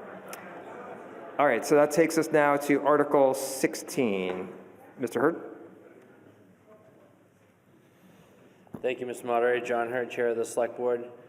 Article 16 is a bylaw amendment relative to town fees and charges inserted by the town manager. It will help to ensure that the fees are set at appropriate levels to keep pace with costs and subsequently compensate the town for its expenses in providing fee-based services. I'd like to invite the town manager to elaborate on this. Select Board voted in favorable action 5-0. Great, thank you. And before Mr. Feeney begins, can we just clear the speaker queue? Because I think we might have gotten some requests to speak, but they got added to the old queue. So let's just clear that. Speaker queue is now cleared. Mr. Feeney, you have the floor. Thank you, Mr. Moderator. Good evening, town meeting. Jim Feeney, town manager. So Articles 16, 17, and 19 are actually all inherently linked as they relate to fees. Just note, pursuit of these warrant articles is an effort born out of the long-range planning cycle this year. As a committee, we wanted to consider every avenue to reduce the ask or the number associated with the March override in an effort to mitigate the impact on taxpayers. So permit and license fees, which we're talking about here, are what we refer to as local receipts, which is a revenue source we have a higher degree of control over versus other local receipts which track the economy more generally. So during the long-range planning process, we decided it was necessary and timely for us to review fees across the board in a comprehensive manner. So this led to Article 16, which aligns with the Select Board's stated override commitment to pursue new revenue sources and identify ways to increase existing non-tax revenue sources. However, as Mr. Hurd noted, it should be noted that fees and charges are not collected solely to raise revenues, but instead must keep pace with costs to adequately compensate the town as a governmental entity for its expenses in providing a service to the individuals using or benefiting from it. So these fees must be reasonable under Massachusetts general law. So Deputy Town Manager Bongiorno worked with relevant department heads and boards to propose the bylaw amendments before the meeting for consideration this evening. Such an effort was clearly long overdue, as many fees had not been adjusted in decades in some instances. Of course, this certainly does not align with the increasing costs of providing the associated services over time. Currently, many of our fees are prescribed in Title IX, Article 3 of the town's bylaws. Some of the fees are accurate to what is being charged in practice, while others have not been updated to reflect changes to certain fees that were implemented over time. In other instances, new fees have been added in accordance with newly adopted bylaws by this body, but that have not been incorporated into this specific bylaw. So the proposed bylaw amendment before you this evening seeks to reconcile Title IX, Article 3 to capture missing fees, match current fees, and codify newly proposed fees, if approved. In looking at newly proposed fees, a comparison was made to surrounding communities to ensure Arlington was not going to find itself as an outlier. So, completing this exercise obviously highlighted some of the inherent difficulties with codifying fees within a bylaw, as noted with the presentation on Article 10 a little while ago. There are instances where fees were changed over the course of a few decades, but the corresponding changes to the bylaw were not codified. Further, there are instances of newly instituted fees not being added to the bylaw. This may have been an oversight or perhaps the result of a belief that the authority to establish and change fees was vested in others. There is a popular local option statute that permits the boards and officers to empower to issue a permit or license to set the associated fees, and that is what's contemplated by Article 17.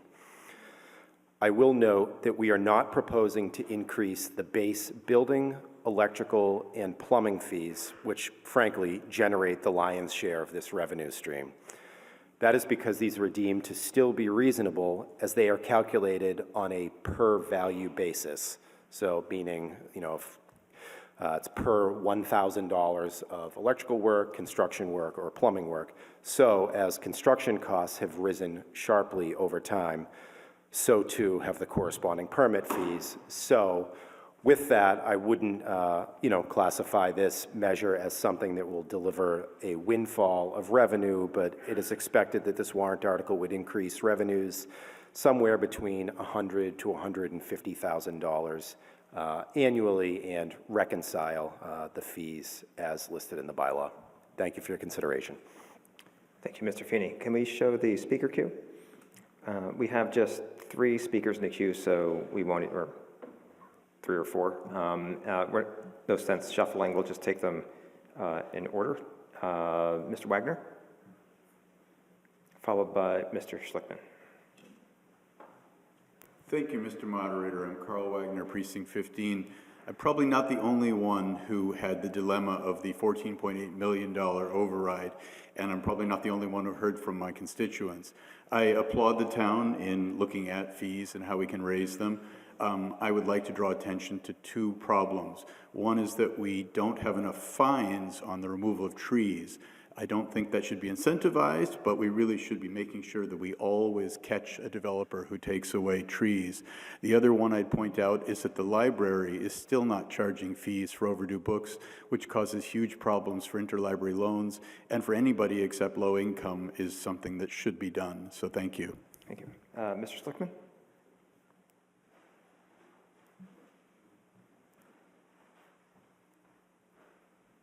Paul Schlickman, Precinct 9. Question, under Section 5, you have food establishments with 5 risk levels. I'm sort of wondering what that is, and should we be avoiding eating at a level 5 risk? This is under number 5, fees for fire safety services. Am I looking at the wrong 5? Mr. Feeney?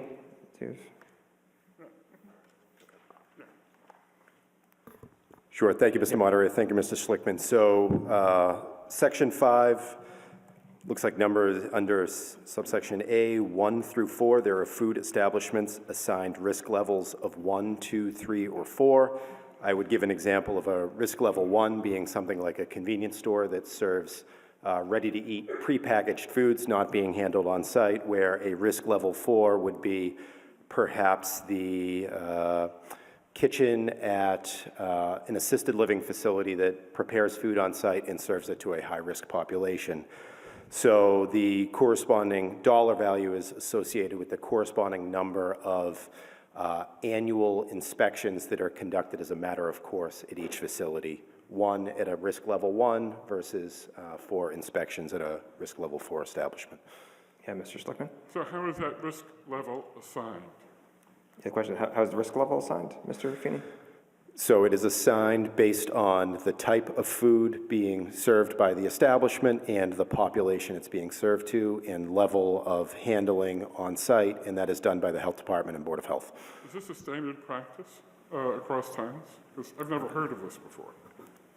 I can't speak definitively to other communities, but it was my understanding, having worked in the health department, that this is longstanding Arlington practice and was similar in a neighboring community, at least one that I'm aware of.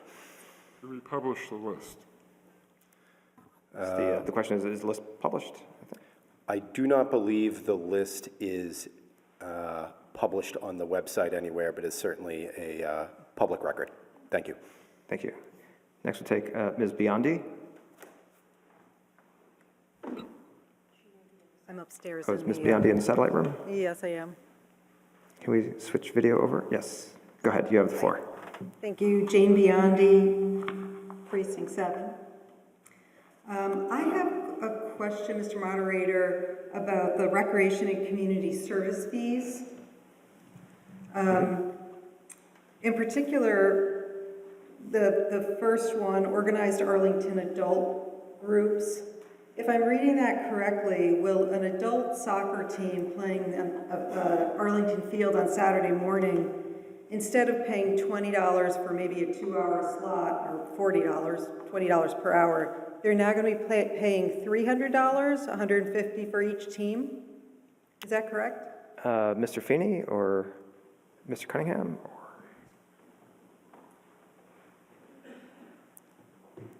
If you're looking in the annotated warrant, it's on the top of page 16, section D, Recreation and Community Services, page 35 in the paper copy. Mr. Feeney? Jim Feeney, Town Manager, that is correct. And I have a couple more questions, sorry. Sure, go ahead.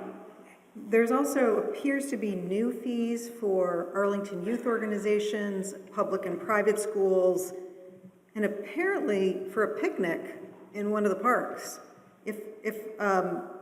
So my questions are, for the youth organizations, have they been paying fees all along? And I'm curious what those are. And Let's what will say be the looking at increase with this new fee structure? So, Ms. Bannon, your question is like, so under section D, item Say 3. 3, Arlington Youth Organizations, so that's being added, so your question is like, were there just no fees for youth organizations before, is your question, right? Correct. Mr. Feeney? Thank you, Mr. Moderator. Jim Feeney, Town Manager. In that section, the fees being added are fees that have been in existence for some period of time, but were just not captured in the bylaw. And is that true also for the private school and public school fees as well? It is. And then just lastly, if I bring a blanket to the park, am I going to have to pay $50 and eat my sandwich? Mr. Feeney? Are you looking for exclusive access to that picnic table? I'm curious what defines a picnic that somebody has to pay $50 for. Is that an event? If you reserve a certain section or picnic table for exclusive use during a certain period of time, and therefore that asset is not available to the public, there is a fee associated with that. Okay. If you were to Thank you show very up, much. have at it. Thank you very much. Thank you. You may see Mr. Tosti there measuring trees, by the way, but at the park. Let's see, so next we have Mr. Goldsmith.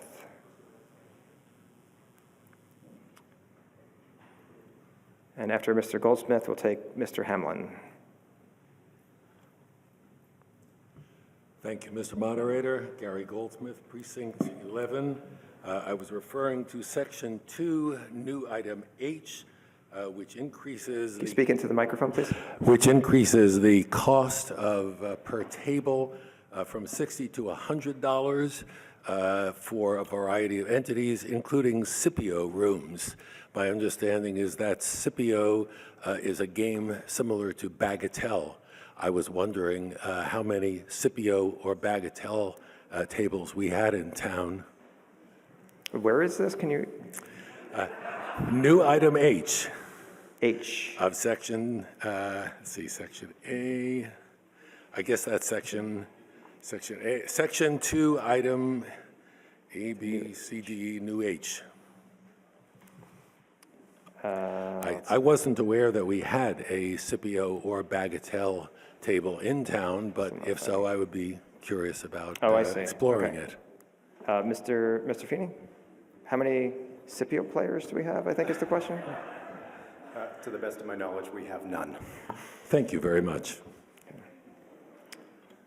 Okay. Mr. Fisher next, followed by Ms. Mazur. Ezra Fisher, Precinct 4.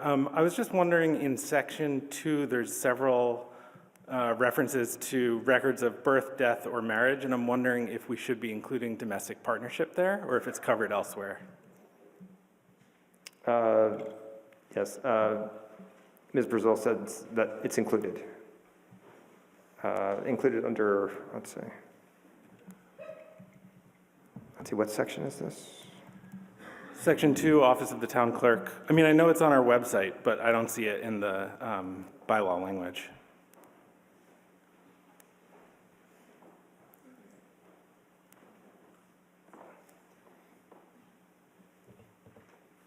Ms. Brazil? Yeah. So yes, the domestic partnership bylaw specifies that the fees will always match the charges for a marriage certificate, and that's all uniform. Okay. That was written by the domestic partnership advocates, so yeah. Okay, next we have Mr. Tosti. Al Tosti, Precinct 17. I move the question on all items involved in this article. Okay, we have a motion to terminate debate, and we have a second. As a 2/3 vote, we'll do it by voice. All those in favor of terminating debate on all matters under Article 16, say yay. Yay. All those opposed, say nay. Nay. It is not a 2/3 vote, so debate will continue. Mr. Granucci, next.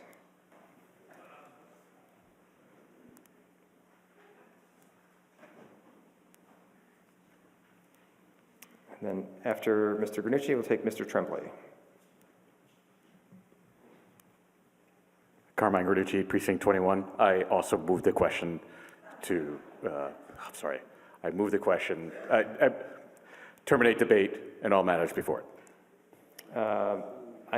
Oh, you're going to get me on the saying also. That's fine. Well, no, that's fine. It's just, we just took the vote, and I don't think there was a whole lot of persuasion since the last vote. Mr. Tremblay?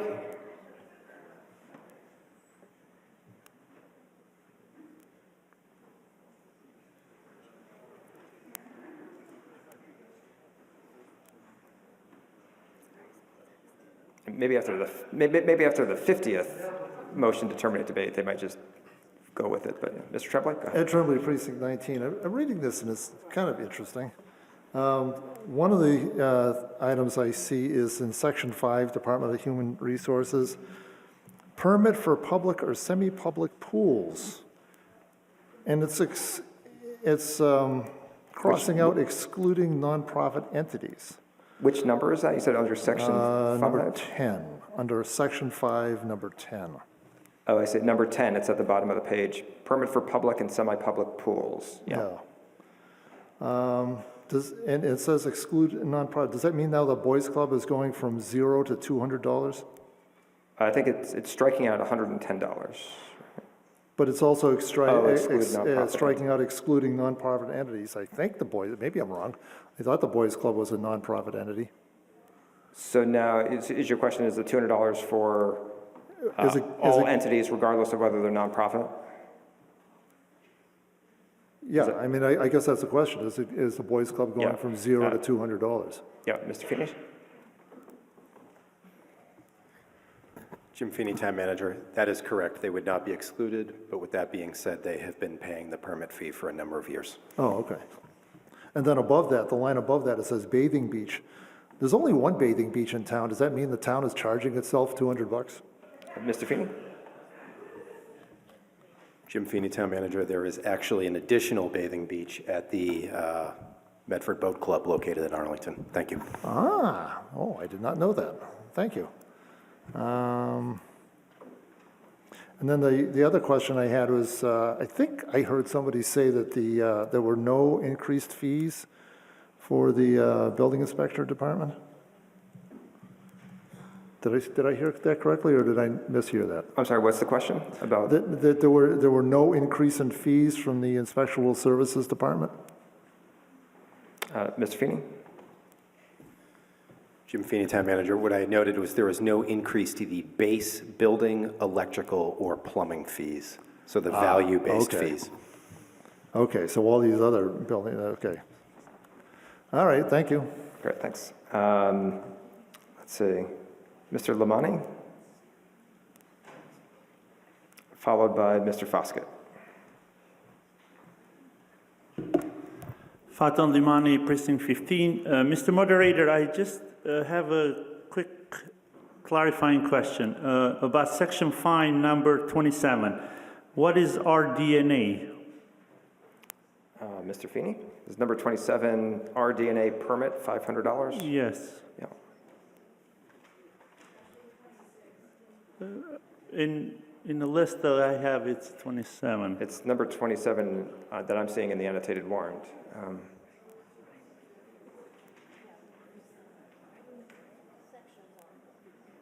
Section 5. Yeah, Section 5. 27. Number 27, RDNA permit, $500. Mr. Feeney, what is that? Jim Feeney, Town Manager. So that, I believe that stands for ribosmal DNA, and that was pertaining to a biotech facility that had been located on Mystic Street for a number of years and was handling those products. So we do have biotechnology regulations administered by the Board of Health that require a permit fee for handling those products. There is not currently a permittee in that category. Thank you. Recombinant? Recombinant DNA. Thank you. Thank you. Mr. Foskett, you have the floor. Thank you, Mr. Moderator. Charles Foskett, Precinct 10. So in Section D, Recreation and Community Services, Arlington Youth Organizations organized town leagues, $10 per participant. Is that per season, per game, or members of the organization that are actually using parks? What does that mean? Yeah, Mr. Feeney? The fee is per what? That is per season.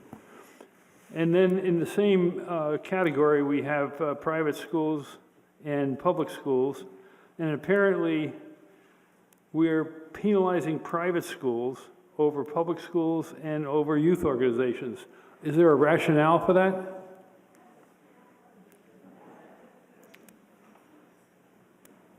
Mr. Feeney?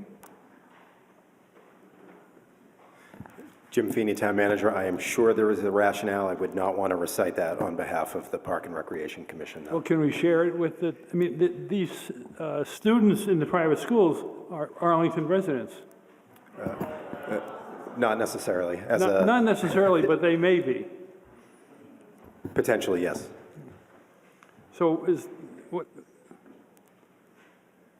there a difference between the youth organizations and the public schools?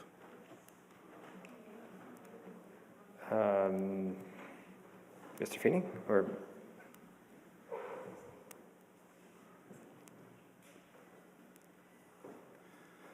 I understand the youth organizations and the school athletes may be using the sports fields for differing season lengths and for differing amounts of time upon each use.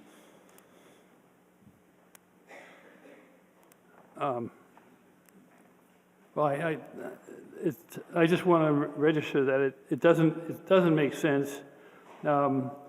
If my daughter is playing soccer with the town soccer team and she has to pay $10, and then she's playing the same sport in the fall with the school, she has to, the cost is $8.75. I fail to see the rationale behind that. Thank you. Thank you. Point of order? Mr. Beaudoin? Vincent Beaudoin, Precinct 1. The microphone opposite me is cutting out when speakers are not speaking directly into the microphone. Thank you.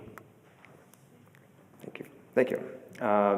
Next, we'll take Ms. Cahill.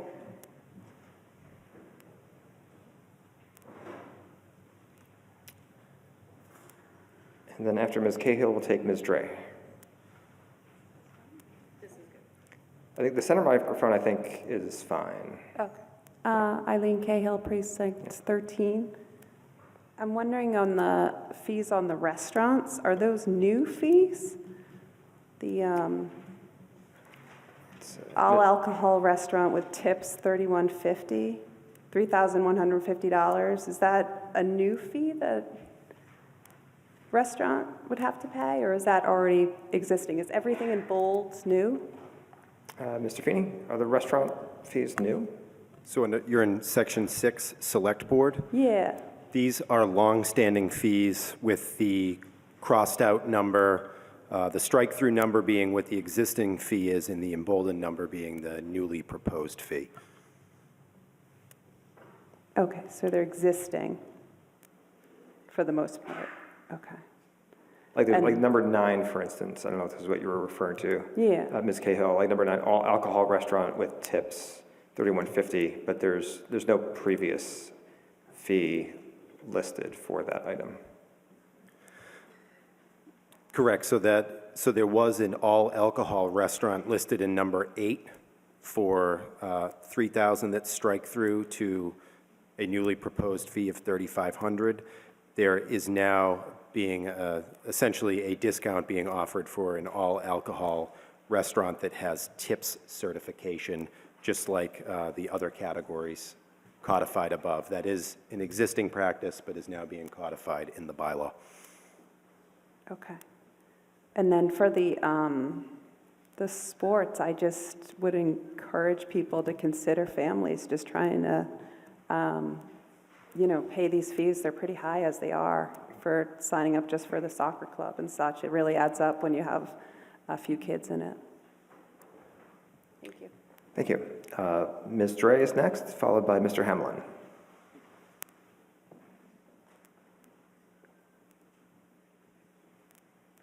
Good evening. Good evening, Elizabeth Dre, Precinct 10. I have a similar question to Mr. Foskett about the Section D, number 1, organized Arlington adult groups, $150 a team. Is that per season or is that per game?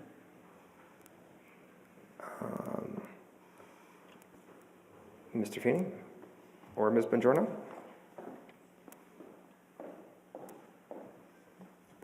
Thank you, Mr. Moderator. Christine Bongiorno, Deputy Town Manager of Operations. That would be per season. Fantastic. And who collects the fees for the out-of-town groups? Do they pay the town directly, or is that some? So the visiting team needs to pay the rec department. Mr. Feeney, is that who the fees paid to? The fees are paid to the rec department by the applicant for the permit. Great. And one last question, piggybacking on the previous speaker. So this cost per participant to participate in, say, the Arlington Soccer Club, is that paid by the club to the town, or is that an additional cost for each player? Or is that sort of included in what they pay? I don't know. How's that work? Mr. Feeney, how does that work, the per participant fee? So the Arlington Soccer Club presumably charges a fee for its participants, and then the Arlington Soccer Club applies for the field use permits. They provide a roster for each season, and they are charged a per participant fee as listed. We collect that fee through the Recreation Department, and again, this is a long-standing fee, and then we divvy it up. A certain portion of that fee goes to pay for the portable restrooms that are placed at each field and then serviced through the duration of the season. A certain portion of that fee goes to the Department of Public Works to cover the field maintenance contract for aeration, splice seeding, periodic fertilization, and then a portion of that $10 per participant fee goes to the Recreation Department for administering the field use permits. So it's not an additional $10, it's incorporated into whatever the club is charging the players to participate. So they may pass that on, but it's not an additional. That is correct, Ms. Dre. Thank you. Thank you. So we'll take Mr. Sullivan next.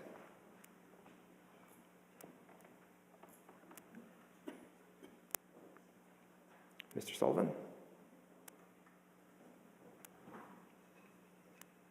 Okay, we'll move on to Mr. Greenspan.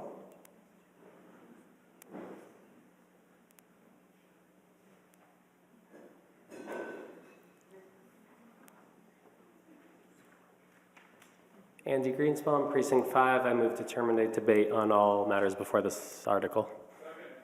Okay, we have a motion to terminate debate, and we have a second. Point of order, Mr. Oster.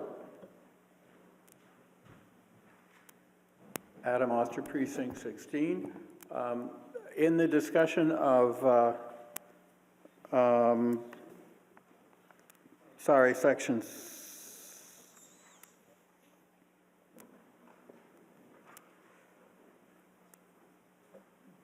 Section 5, it looked from the presentation that there were differences between the list of fees on the projected version, which I guess is the online version, and what's printed in the Select Board report. Is that right? Did I misunderstand that? I saw different numbers. There shouldn't be. There might be an error. Let's check on that. Ms. Brazil, you're looking into that?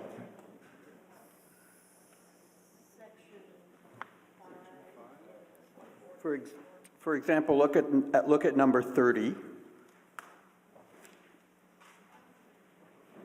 The dumpster first fine, $50. That's what I'm seeing in the annotated warrant. Are you seeing something different in the select board report? Printed number 30 is dumpster subsequent fine.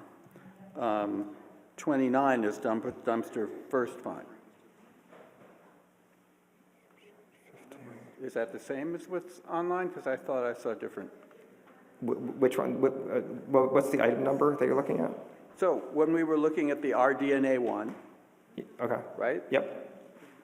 In the printed version, it's number 26. Okay, so. And there it's number 27. So the implication is there's another fee someplace, and maybe there's other changes too. So I'm just asking, is that just a numbering problem, or is there actual substantive differences? Yeah, you're right, there appear to be differences that we are not going to be able to resolve right now. Then I would like to, if I may, move to lay this on the table so that it can be resolved. Okay, so we have motion to lay Article 16 on the table to resolve what appear to be discrepancies between the select board report and the vote language that appears in the annotated warrant. We have a second. Yeah, we have a second. All those in favor of laying Article 16 on the table to resolve those discrepancies, say yay. Yay. All those opposed to tabling, say nay. We are tabling or laying Article 16 on the table, and we will look into that. Thank you, Mr. Oster. Great use of point of order. I did not hear that. Okay, so that takes us to Article 17. Mr. Hurd? Thank you, Mr. Moderator. John Hurd, Chair of the Select Board. Article 17 is the acceptance of a local option pursuant to Mass General Law, Chapter 40, Section 22F, that allows municipal boards and officers to establish reasonable fees and charges for permits, licenses, or certificates they issue, or for any work or services they perform. The Select Board voted favorable action 5-0 on this article, and I will invite the Town Manager, Jim Feeney, to further elaborate. Okay, and then before we take Mr. Feeney, can we save the speaker queue on Article 16 so that we can resume? Point of order? Yep, point of order. Mr. Jalkut?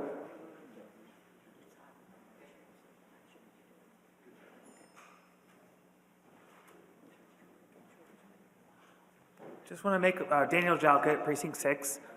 I think some people are wondering what happens to the movement to terminate debate. Sorry, yeah, let's avoid that mic. It seems to be cutting out. Try the center mic. Daniel Jalkut, Precinct 6. Some people are wondering what happens to the motion to terminate debate, and I just want to make sure that we all understand what's going to happen if the speaker queue is preserved. Does the motion to terminate debate, which was presented, does it come back, or can we vote on it now, like pending, or how does that work? Given the nature that there's an error to resolve in the vote language, I am going to nullify that motion to terminate debate so that the speaker queue can naturally resolve. So we're not jumping to, because we need to present what the corrections are. Probably one of the documents is correct and probably the other one is incorrect.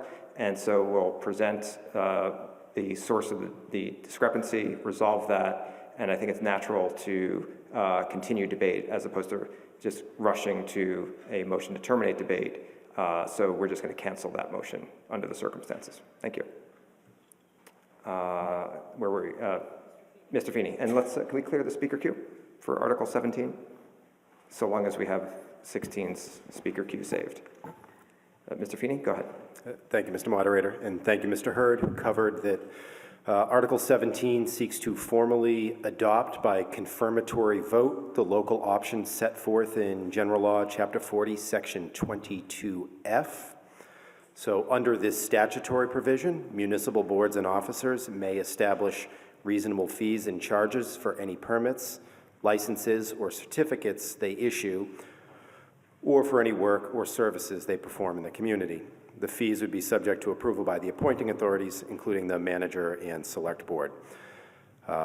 So it is clear that prior officials believed there was authority to amend fees outside of town meeting, as has been done from time to time. However, our research on the prior acceptance of Chapter 40, Section 22F was inconclusive. So since we were seeking to update fees holistically at this time via Article 16, it was my preference to remove any doubt and pursue a confirmatory vote on this local option at this town meeting. I will note this is not a new local option that is available. This has been a local option that's been around for some number of decades, and we're just looking to confirm the town of Arlington's acceptance. Thank you. Great, thank you. Okay, we have no speakers, no speaking. Oh, Mr. Jameson.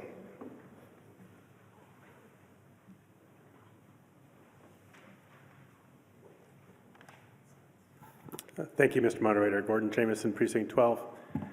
So the language, or at least in the comment, about Article 17 suggests that the boards and municipal boards and officers can establish fees.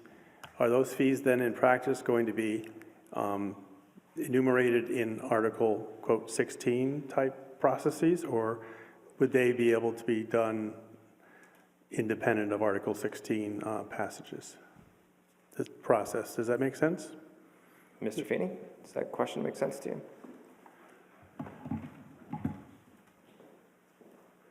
Thank you, Mr. Jameson. Jim Feeney, Town Manager. If this provision is adopted, the existing schedule of fees and charges, including any that may be amended under Article 16, would remain in effect until new fees and charges are adopted by the governing body.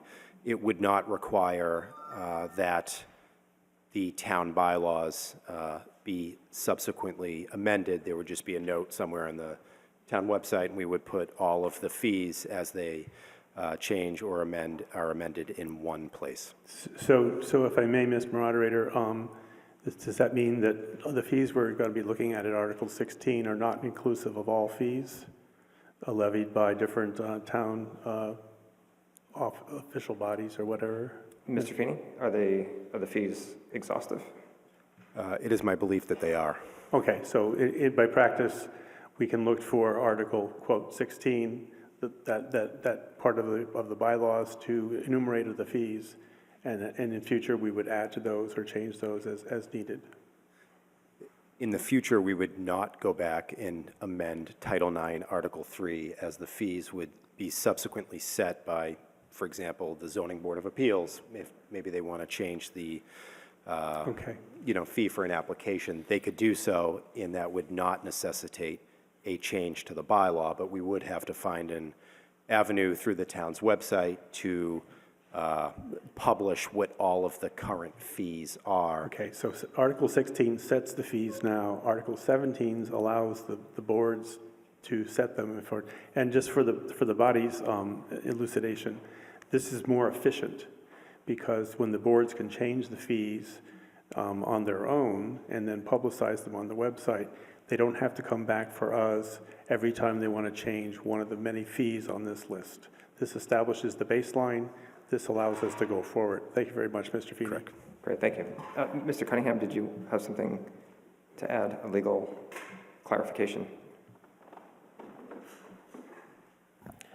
Thank you, Mr. Moderator. Michael Cunningham, Town Council, and kind of in response to Mr. Jameson's question, as you mentioned, it's a more efficient way for towns to alter their fees. This statute, the local option statute, was originally enacted in 1991 by the state legislature, which would enable towns to change their fees periodically without having to come back to town meeting with a wholesale Article 16 again.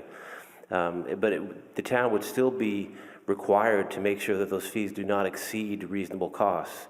As Mr. Feeney, the town manager, mentioned at the beginning of his presentation on Article 16, fees must be reasonably tied to the costs incurred by the town for those services provided. You cannot gouge the public for fees that aren't reasonably related to the cost of the services. So that would remain true if this body were to accept this local statute.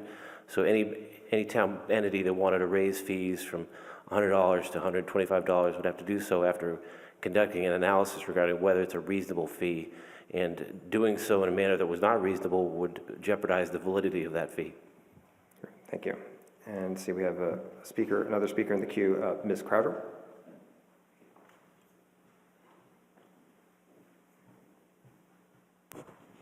Elaine Crowder, Precinct 19.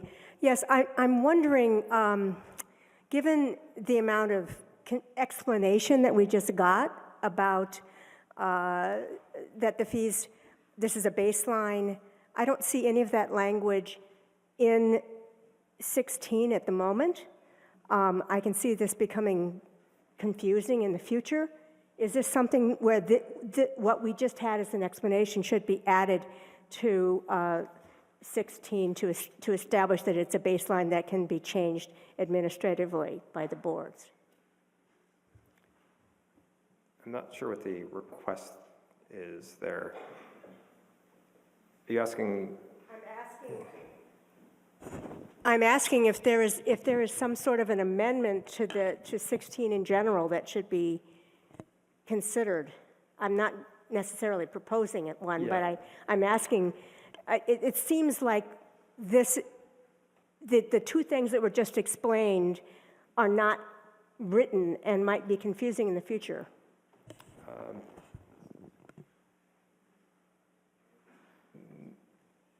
Yeah, Mr. Cunningham or Mr. Feeney, can you explain, like, how is this documented or specified? Thank you, Mr. Moderator. Presumably, if town meeting were to take action on Article 17 this year, we could next year at town meeting, once this is passed and adopted, move to amend Title IX, Article 3, to introduce a note saying that the fees are now subject to change by the presiding board or officer. Right? You could add a reference to the existing town bylaw defining the fees at a future session of town meeting, should this pass. Thank you. Mr. Foskett?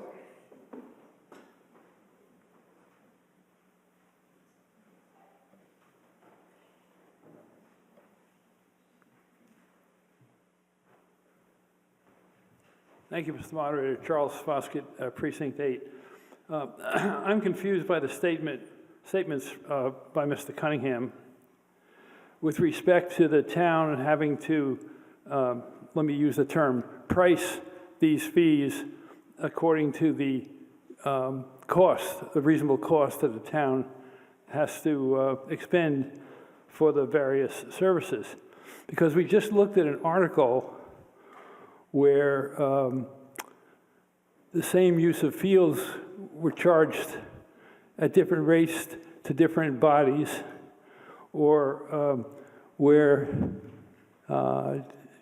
charges for the same service were different between a town nonprofit and an out-of-town nonprofit. And I don't understand how the costs were so different as to justify the different prices in the light of what Mr. Cunningham said supporting this article. I'm wondering if there's an explanation for that. Yeah, Mr. Cunningham, is that really more of an Article 16 question? Well, if the, just as a way of explanation, if the town bodies, the town department heads are going to adjust fees, how can they maintain consistency when they haven't maintained consistency in the previous article? And so, do you have a question for town council or town manager about that, or is that more of a rhetorical question? How is this article going to work, according to the criteria that Mr. Cunningham stated? Mr. Cunningham, like how would that work in practice? Thank you, Mr. Moderator. Michael Cunningham, Town Council. I think I understand Mr. Fossett's questions, and I think they relate in somewhat to Article 16 of the discussion, the questions that Mr. Foskett raised at that time. However, it was not my intention to be confusing. I certainly think the statute's pretty clear about what it says. Boards must fix reasonable fees for all such licenses, permits, or certificates. I think people can disagree about what reasonable fees are. But that would be a subject for courts to intervene. I do know that court decisions have interpreted that language in 22F to require municipalities to do it in a reasonable way to compensate that town for the cost of services provided. If an individual wanted to raise an issue, they certainly could do so. But I think the question of whether something is unclear or inconsistent is subject to opinion. Right, so there's no legal definition of reasonable. It's going to be subjective ultimately, right? It's a facts-based analysis, Mr. Moderator. Yep. Thank you. Thank you. And next we have no more speakers. Okay. So we'll now take a vote on the main motion of Article 17. It's a majority vote, and the main motion would accept the Massachusetts General Law, Chapter 40, Section 22F, allowing municipal boards, town boards in this case, and officers to set or adjust reasonable fees for licenses, permits, and services. So voting is now open on the main motion of Article 17. If you're in favor of that, of accepting that provision of Massachusetts law, press 1 for yes. If you're opposed, press 2 for no, or 3 to abstain.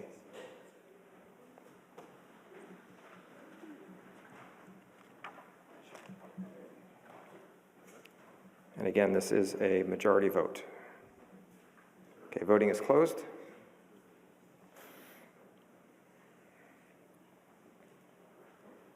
And the motion passes, 180 in the affirmative, 17 in the negative, 4 abstentions.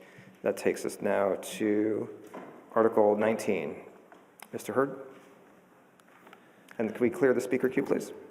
Thank you, Mr. Moderator. John Hurd, Chair of the Select Board. Article 19 is a bylaw amendment which seeks to streamline the process by which the town recovers delinquent fees and charges. The Select Board voted favorable action by a vote of 5-0, and I will invite the town manager to come up and elaborate. Mr. Feeney?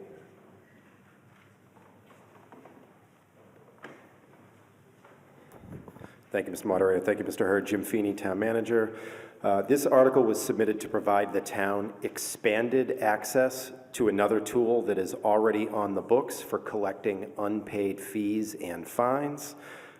Actually, during the review of fees that we have discussed previously, we also looked at fines, and it became clear during those discussions that there had been a disconnect with departments issuing citations for bylaw violations and what action should be taken by the town in the event an individual fails to pay within the prescribed time frame.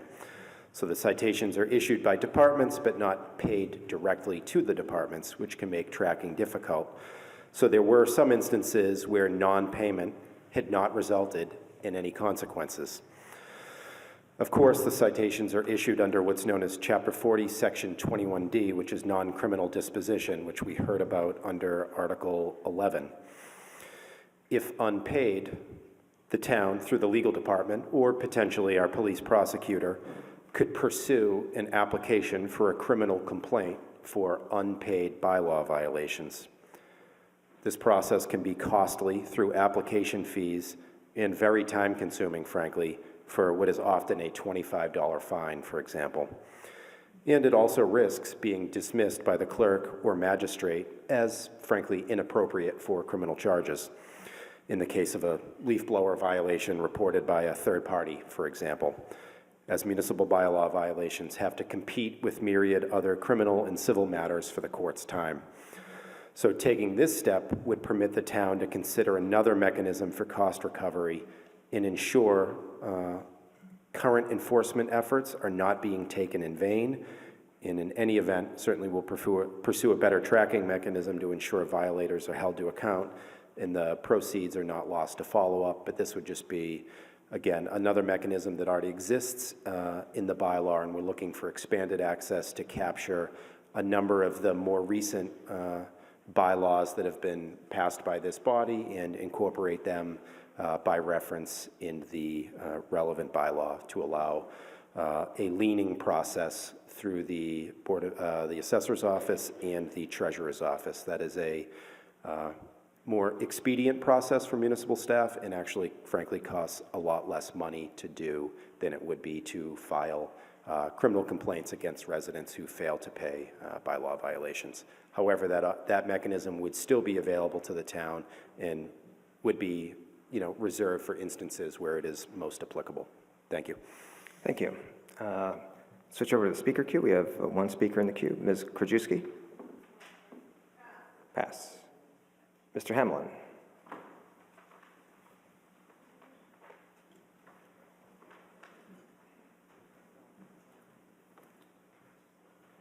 Guillermo Hamlin, Precinct 14. I'm trying to establish, is there a consistent determination in all of this, or does it vary by department? Essentially, when does a specific violation cross over to a lien, and is it a uniform standard, or is it conditional based on the department? I'm trying to read it, but excuse my ignorance. Mr. Feeney? Is the transition to a lien consistent across departments? Thank you for the question. It would be up to the discretion of the department which enforcement action is appropriate to pursue, either a criminal complaint or the pursuit of a lien. But the mechanism for establishing the lien would be the same in every instance. Thank you. That helps. Great. Thank you. Mr. Klein, followed by Ms. Cotrero. Thank you, Mr. Moderator. Christian Klein, Precinct 10. Would this apply to retroactively to charges and fees that are already in place, or does this only apply to new charges and fees? Mr. Feeney, does this apply retroactively, or Mr. Cunningham?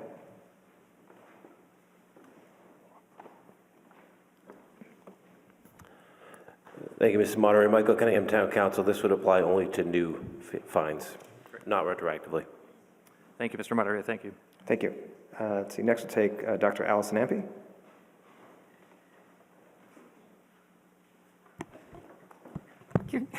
Kirstie Allison Ampe, Precinct 13.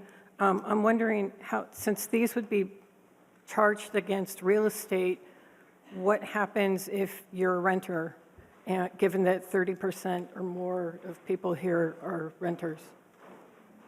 Mr. Feeney, how does this apply to renters? This mechanism would not be of any assistance for bylaw violations with renters. This would only help us with homeowners. Okay, I have kind of a problem with something that would treat such big chunks of people differently, so I'm going to vote against this. Thank you. Next is Cale Pennington.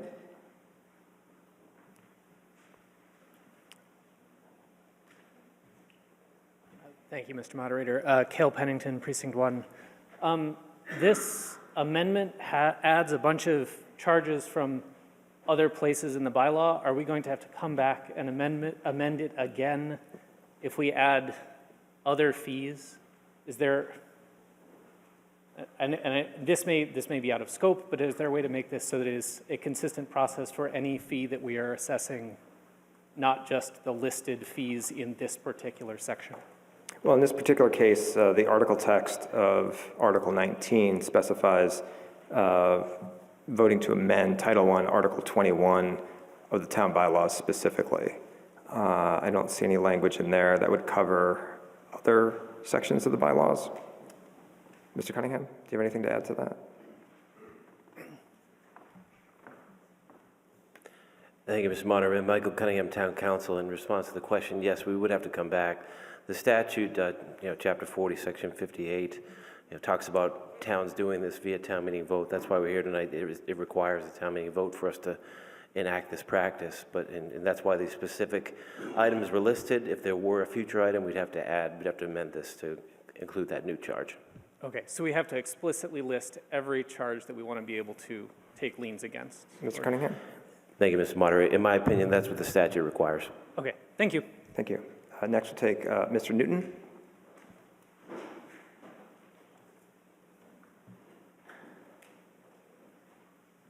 Followed by Mr. Jaspin. Sanjay Newton, Precinct 10. I would just note that almost all of the charges that we're including newly here are things under the control of a property owner not necessarily a renter. And I would encourage you to think about that as you consider whether to vote for it. I will be voting for it. Thank you. Thank you. Mr. Jaspin?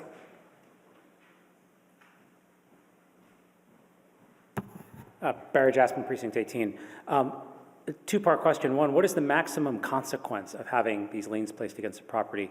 And then two, in a criminal case, right, there is a long, slow, incredibly painful process for people to argue their point of view, have representation, all that stuff. What are the opportunities for disagreement or appeal if someone has a lien placed on their property as a result of any of these cases? Okay. Mr. Cunningham, what is the maximum consequence? Presumably, I interpret that as non-transitive consequence. Thank you, Mr. Moderator. Michael Cunningham, Town Council. It's hard to calculate the exact maximum consequence the statute provides for specifically. Municipal charges or fees constituting the lien, together with any interest and costs thereon, which have been paid or legally abated. All costs of recording or discharging a lien under this section shall be borne by the owner of the property.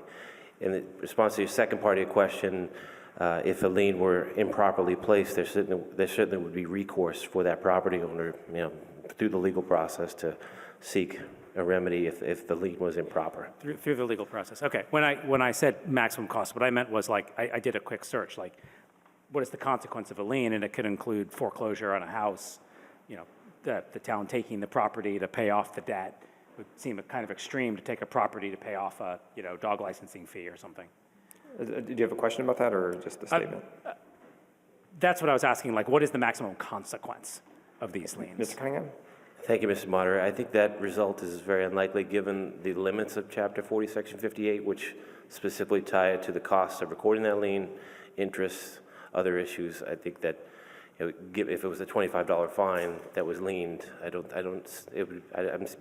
it's unlikely that would rise to the level that would cause a house to be foreclosed upon. Okay, I'll take one more speaker. Ms. Cahill?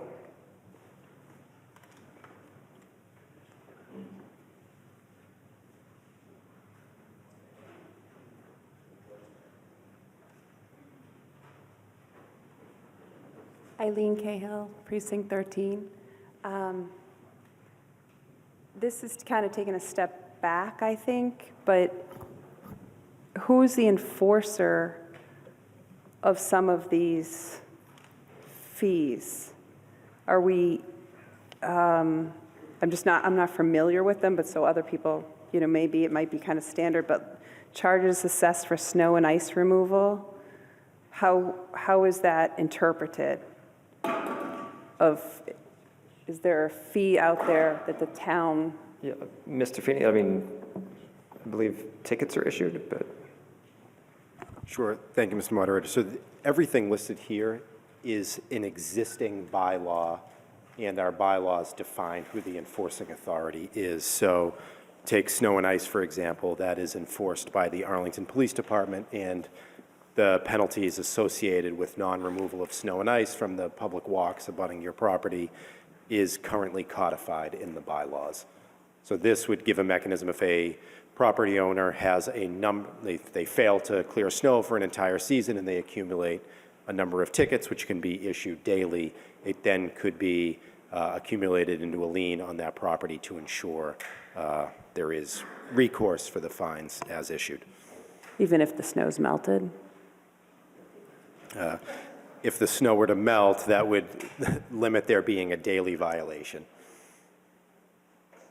So okay, I didn't even know that there was such a thing. And then what about like junk car remediation? Who's enforces that? Mr. Feeney. Junk car remediation can be enforced by health compliance officers or police officers, I believe.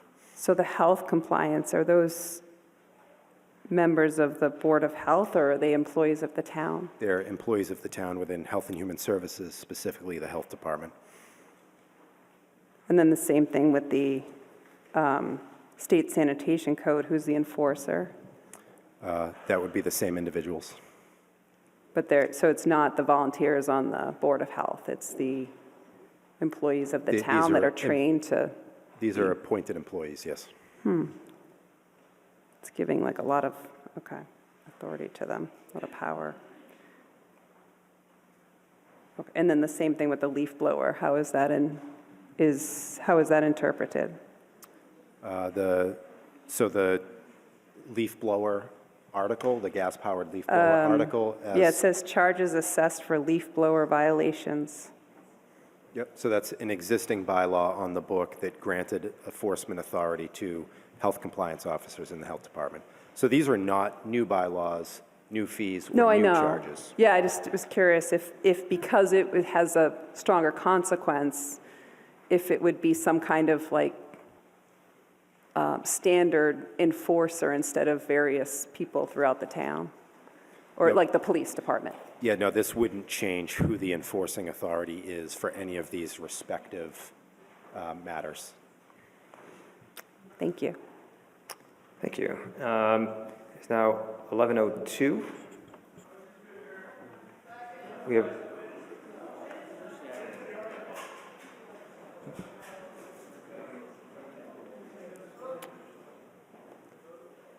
we have a motion to adjourn, and we have a second. All those,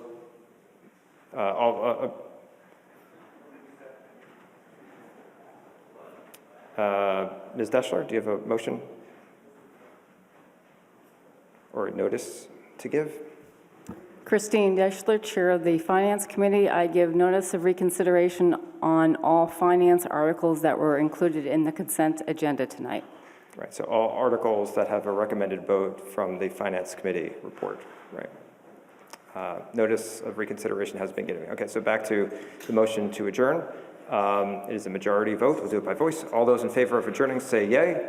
Yay. All those opposed say nay. We are not adjourned. Mr. Wagner? Mr. Wagner? Oh, we're doing stand, okay. Okay, so let's do an electronic vote on adjournment. Sorry, it's hard to tell because a lot of folks are standing, putting coats on, so, okay.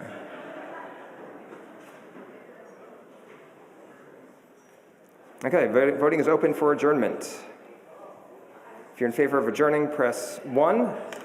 If you want to stay and continue on Article 19, press 2 for no, or 3 to abstain. Or you can just leave, too. But we still have to have quorum.